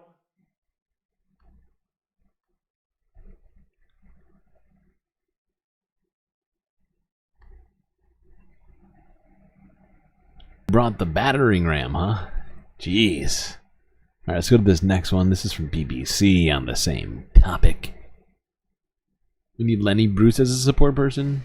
Police in Romania are questioning Andrew. I'm afraid that's impossible. Or it's nearly impossible. First off, we can't add more support characters. 20 is the max. And in order to change one of these characters, we would need to literally have some sort of Galactic UN vote, and I think something like 60% of the Discord saying that they wanted a vote to change a particular support character to do such a thing, as it's already been voted on democratically by the entire Galactic Stream Nation at our... It was just a huge process that went into all of this. So changing them now, I mean, would require moving mountains, almost literally. Police in Romania are questioning Andrew Tate, the controversial social media figure, after raiding his home earlier today as part of an investigation into alleged crimes, including sex with a minor and money laundering. Andrew Tate denies the allegations. A self-described misogynist, he's known for his online content promoting his version of a masculine lifestyle. He's already awaiting trial on charges of rape and human trafficking, which he also denies. Here's our Eastern Europe correspondent, Sarah Rainsford. Escorted by armed police. Wow. Andrew Tate, the notorious internet influencer, was... This guy is wearing a t-shirt with himself on it that says Daddy? What a fucking weird dude. Don't be creepy. Taken in for questioning today. What I've done wrong, who knows? Surrounded by cameras and protesting his innocence all the way. It followed this early morning raid on the home he shares with his brother in Bucharest. Police had to scale the walls to get in. The Tates had installed steel doors to make life harder. 3 other properties were raided and searched for 10 hours. The man, who has a massive online following, a self-proclaimed misogynist, is already awaiting trial here in Romania, charged with human trafficking and rape. Illegal. Now, prosecutors have announced a new investigation, including into sex with a minor and trafficking underage persons. Andrew Tate denies that. Romanian police spent hours searching the Tate brothers' home, and they've now spent hours more questioning them here at the Serious Crime Agency. The investigators have made it clear that there are several very serious new allegations, but Andrew Tate has already dismissed everything on social media as some kind of conspiracy. Now, in here, in person, Andrew Tate learned exactly what he's accused of and that he's being remanded in custody. His lawyer says details of the case aren't being made public yet by prosecutors. Well, I guess we'll see what happens with that. Usually, they don't make that big of a deal about something unless they think they have something. I mean, he's already under indictment for other very similar stuff at the exact same time, so I don't find it hard to believe that these allegations are true. Yes, Techno Block, yes, you came in at the, well, depending, the right time. Andrew Tate in custody for apparent sexual intercourse with a child. Well, minor. What's the difference? Greta Thunberg has got to be enjoying this, I'm sure. I'm sure she's at home eating popcorn right now, watching these on replay. I'm certainly enjoying it. Not gonna lie, this guy represents pretty much everything wrong with this sort of groiper culture, this sort of overly just you know, male energy. The only way to be a man is to hate women more than you have insecurities about yourself. And to also take my very expensive man training course.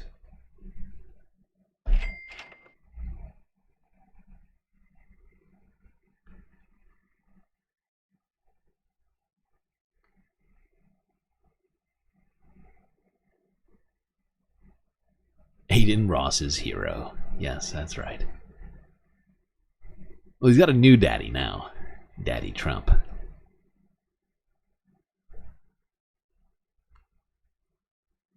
Alright, let's go to a place very near Romania. This is in well, not Ukraine, this is in Russia, actually, where Ukrainian troops are moving deeper into the territory. This is from ABC News from a day ago.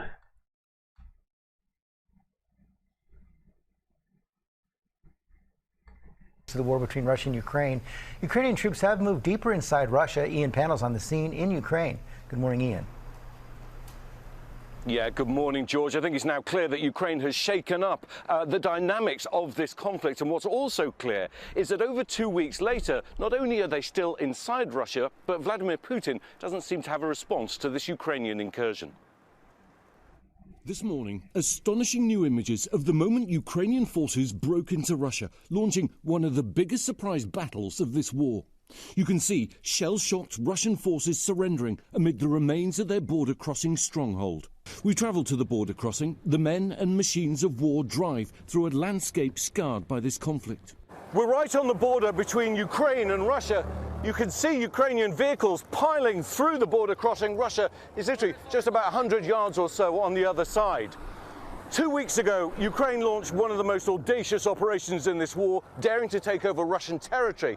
And 2 weeks later, Vladimir Putin has yet to come up with an answer. Ukraine says it's captured hundreds of enemy fighters. So we've just come into a prison at a secret location. We can't tell you exactly where it is. It's in the Sumy region, which is very close to the border with Russia, where this operation began. And housed in all of these cells are Russian soldiers taken captive during this operation. We were able to meet some of these prisoners of war. Okay, that's enough of this one. Trying to catch people up on what's been happening in Russia, where, if you are somehow unaware, Ukraine has been making inroads on this invasion into the Kursk province. Let's go here.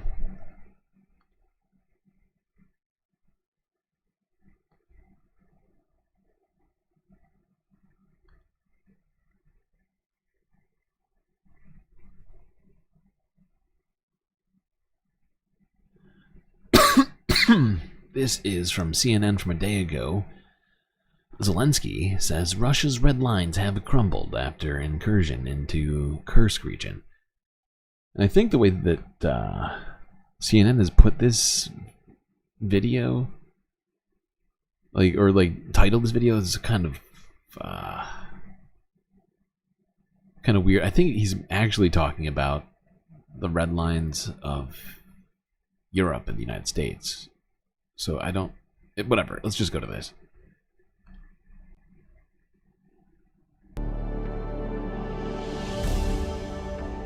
Ukraine is facing pressure on its eastern front as Russian forces rapidly advance on the city of Pokrovsk. Authorities have begun what they call a forced evacuation of children and their parents.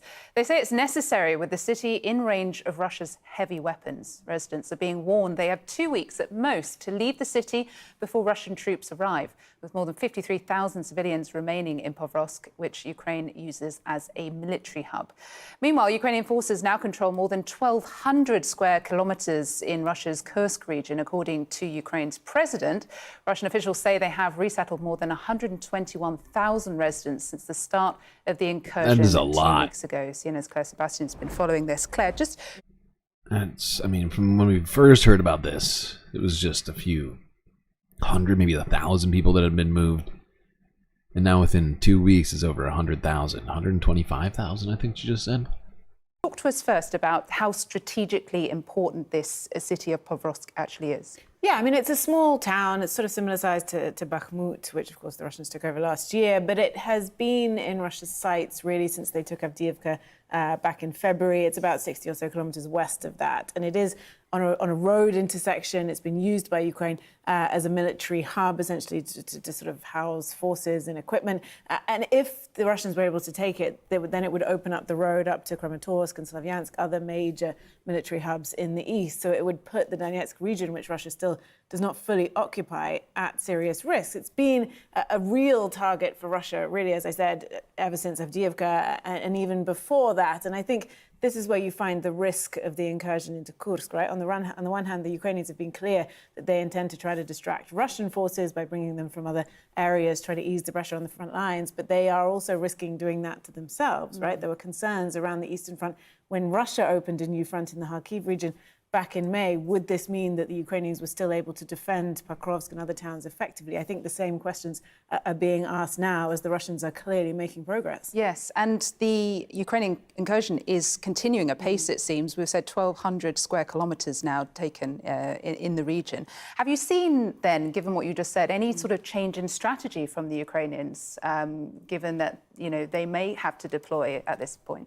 Well, so obviously we can see from the numbers that the Ukrainians are putting out that the advance in the Kursk region has slowed, right? So last Thursday they said 1,150 square kilometers. Now, some 5 days later, it's just 100 square kilometers more than that. So obviously the first few days and the first week when they had that element into Ukraine, and we continue to see those, right? There was an overnight assault involving missiles and drones. The Air Force saying some of those actually originating in Kursk. So that is a key aim. But we have heard from Zelensky on another really interesting part of this, sort of the public relations side of this incursion, and talking about why this is also about sending a message, in a sense, to the West. Take a listen.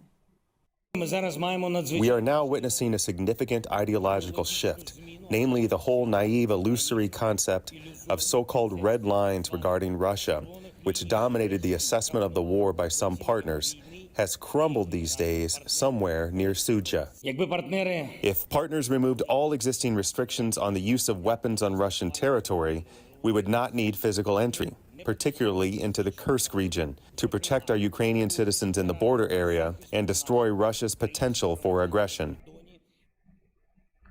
Okay, so yeah, that's where he's talking about the red lines. The red line specifically as it related to the use of Western missiles and things like that inside Russia, which had been a red line up to this point, and it still is technically, as they've invaded on ground.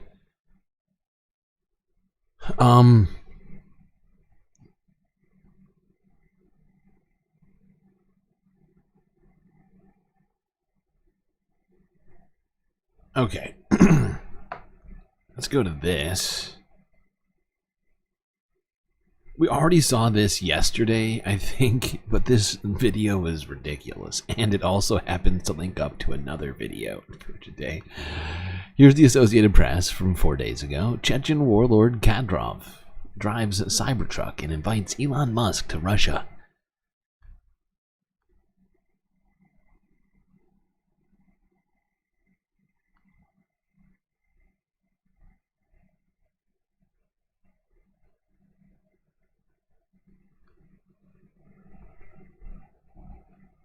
I feel like this guy is kind of your average, he's basically your average Cybertruck driver, you know? He's got the mounted heavy machine gun in the back. Just totally normal, having a little drive. Thank you, Elon Musk, for such transport. Soon it will go to the front line of the special military operation.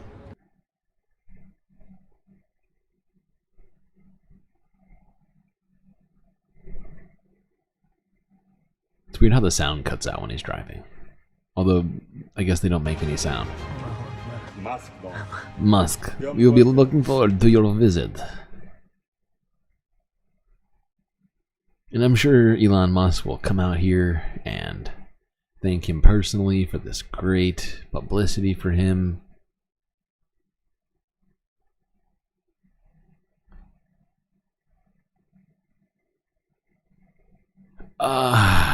Okay. What else do I got here? Let's go to this. This is from yesterday. Or Vladimir Putin. Not Elon. But, I guess for this guy, I mean, this is the only step above Elon visiting. And here's Vladimir Putin making a surprise trip to Chechnya.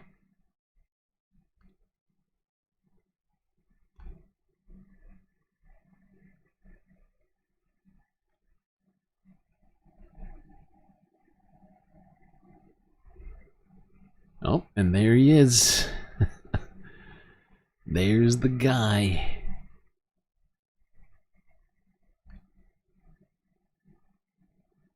Same warlord. It's a weird place.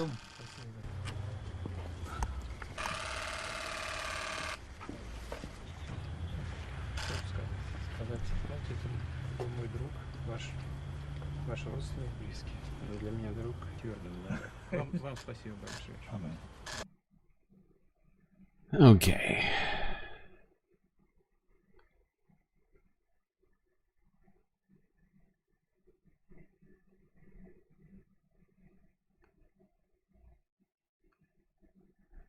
Well, he asked for Elon, he got Putin. But,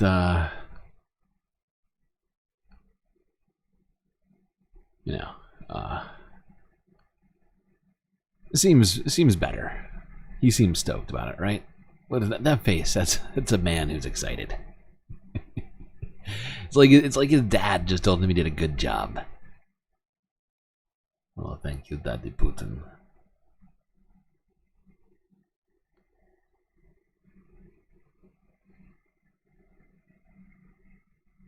Alright, now let's go and talk about Gaza, the Middle East a little bit. We're gonna watch the piece of this.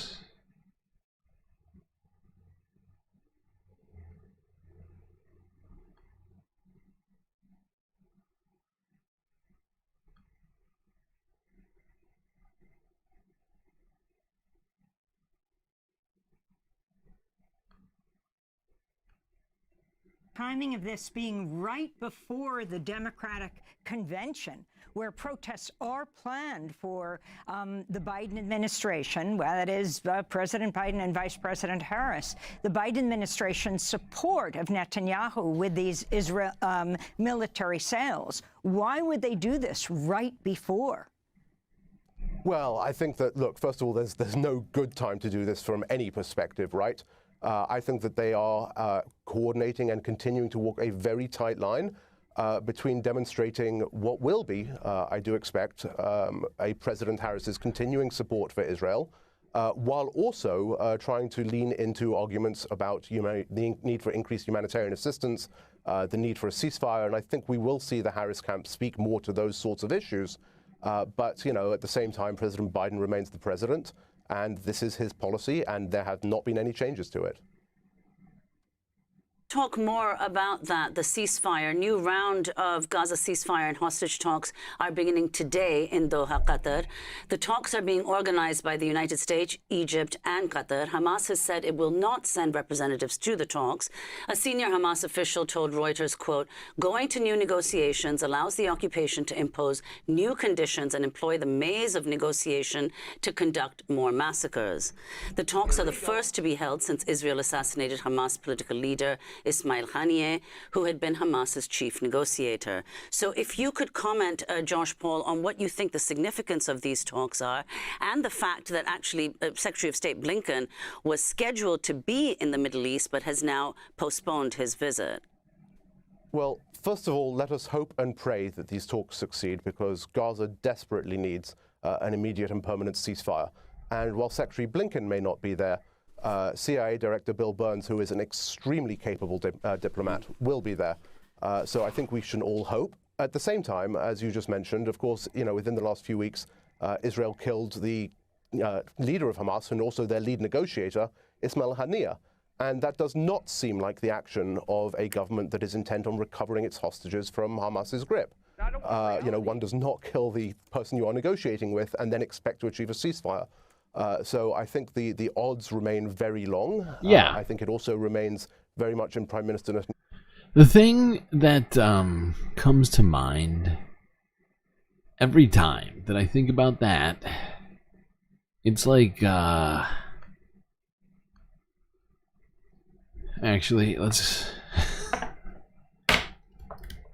I'm sure this clip exists. I'm sure this 10-second clip exists.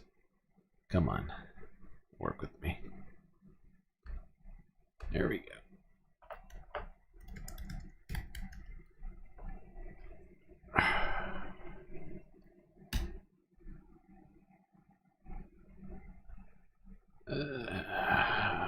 I don't even need it to be that long.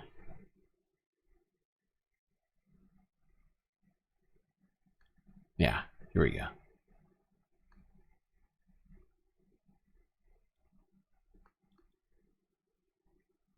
This is what it is. It's basically saying, I want war right now. You kill the negotiator. It means you don't want peace. It means you want to fight. Right? And granted, the situations are reversed, and Sparta was being invaded, and Israel's not. But, you kill the negotiator.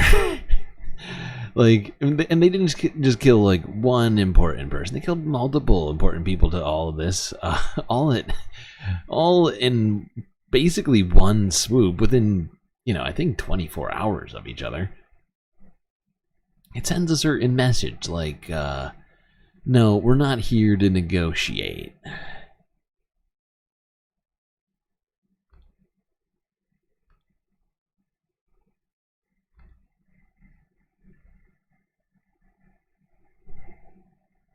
Not to mention the illegal alleged intervention in the peace talks by a certain... Did Donald Trump intervene in the peace talks? How did he intervene? I missed that if he did. I definitely missed that one. It is an epic scene, though. It's too nice. It's too good of a scene for them. It's too good of a scene.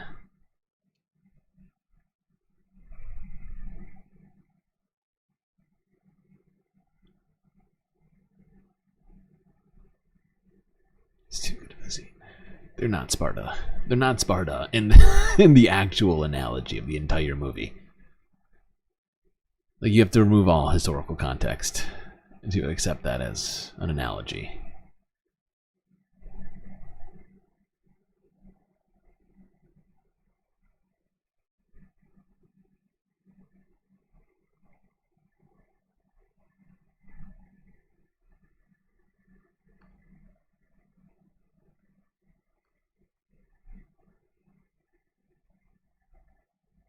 Okay, let's go to this.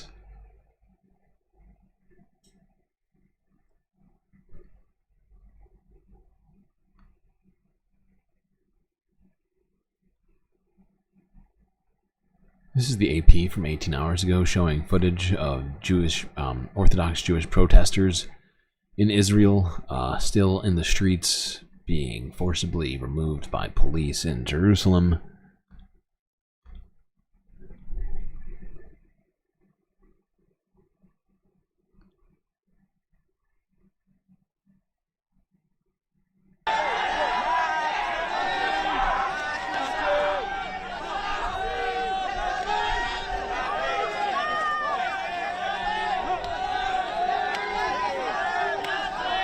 Wow, this guy's just wailing on children. He's just beating literal children.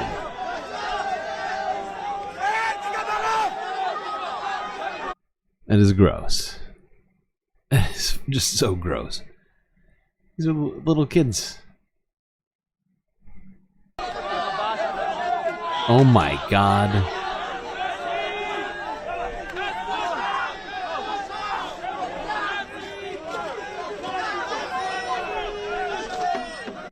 Oh, people have been saying that he told Bibi no peace deal at the Mar-a-Lago meeting.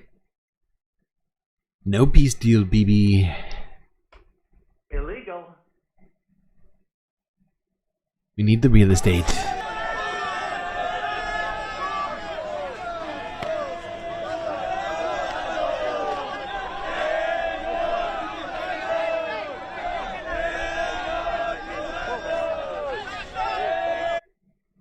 Okay,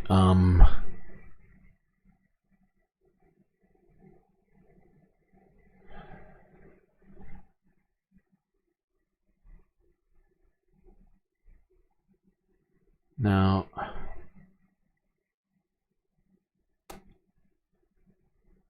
we're getting close to the end of this stream here.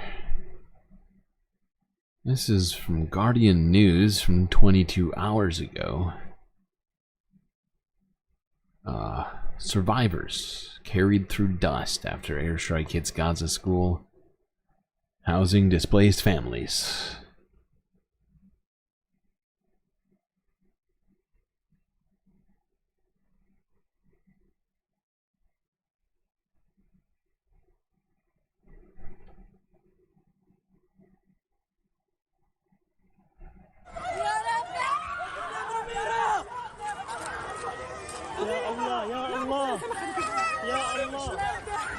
يا الله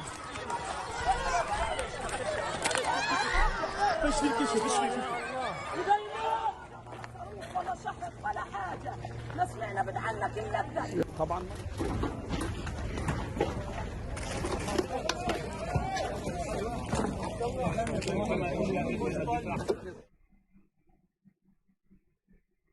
As you can see, the building collapsed completely on one side. The residents and the medical team were trying to recover a number of martyrs under this rubble.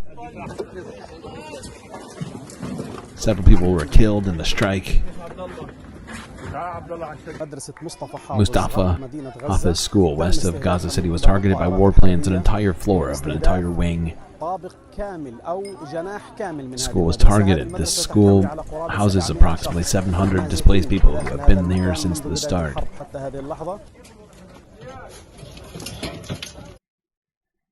Ah, fuck.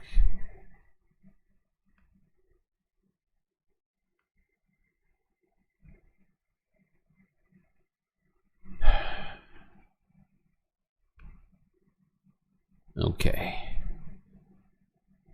Well, we are on to this next one.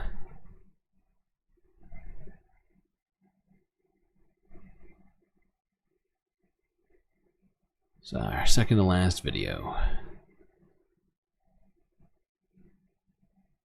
Middle East Eye from 22 hours ago. Oh. Good job, everyone, for getting this far. UN officials say death is the only certainty for Palestinians in Gaza.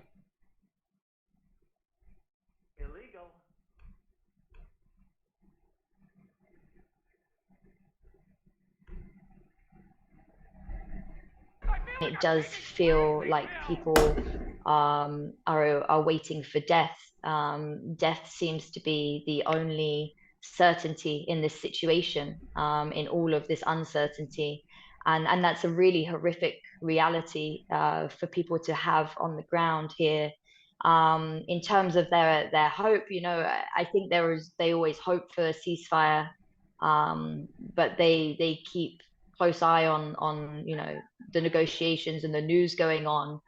You can tell when you speak to people, you know, sometimes the media portrays there's hope and there maybe is going to be some progress, and you can feel the kind of energy picking up as people wait to hear, and then, you know, it's dismantled again. Absolutely nowhere is safe. It's absolutely devastating that once again another school, or these schools in the Gaza Strip, are all being used as shelters for families, for displaced people, for children.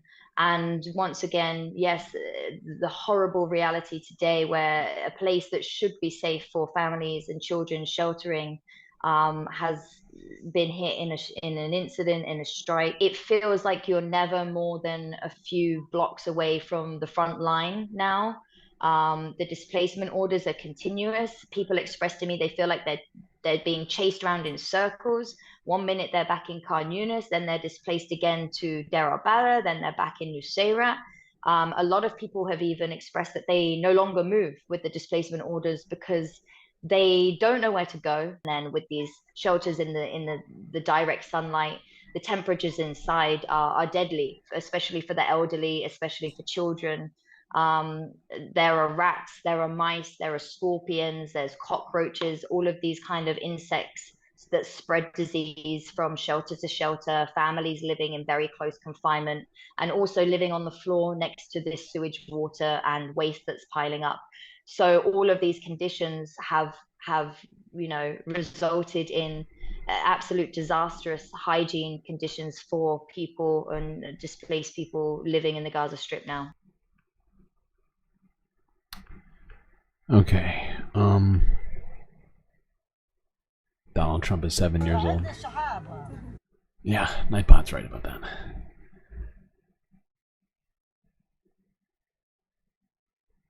Okay, let's go to this.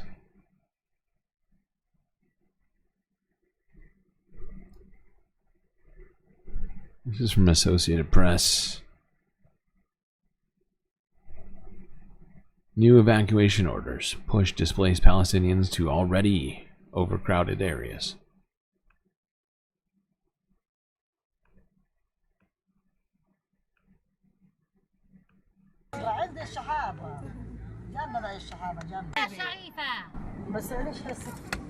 المكان كل ما ابو بديك لدرجه انه الناس اليوم صارت تقعد فوق الزبل وروح اتفرج فوق الزبل ساكنين الناس مش مكان. Living on top of the garbage. Wait, hold on, sorry. Hold on. I missed what you were saying at the beginning there. The place is tight to the extent that people would go sit on the garbage. They're living on the garbage, as there is no place to stay. How much more are they going to jam us together? I don't know. Are they going to dig the ground and dump us there, or put us on a boat and throw us in the sea? I don't know. There's no place that we can move around in.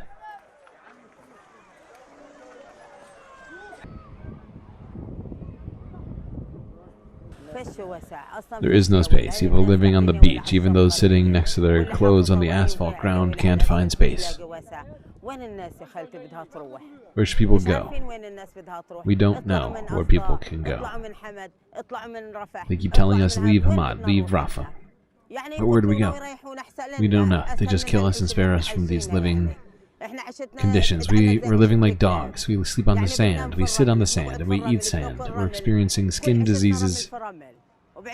My entire body is covered with skin rashes.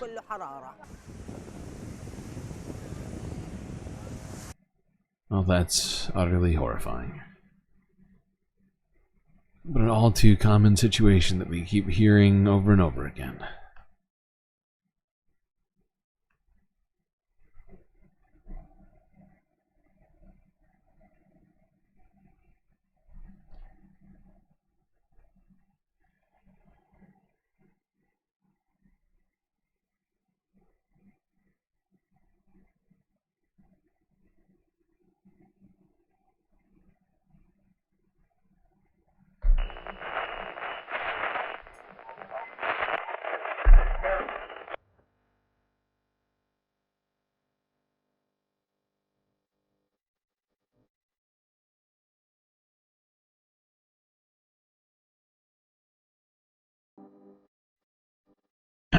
Well, I hope you all enjoyed the stream. It's quite a interesting evening. Thankfully, we had each other. Till next time, you stay classy, Galactic Stream Nation.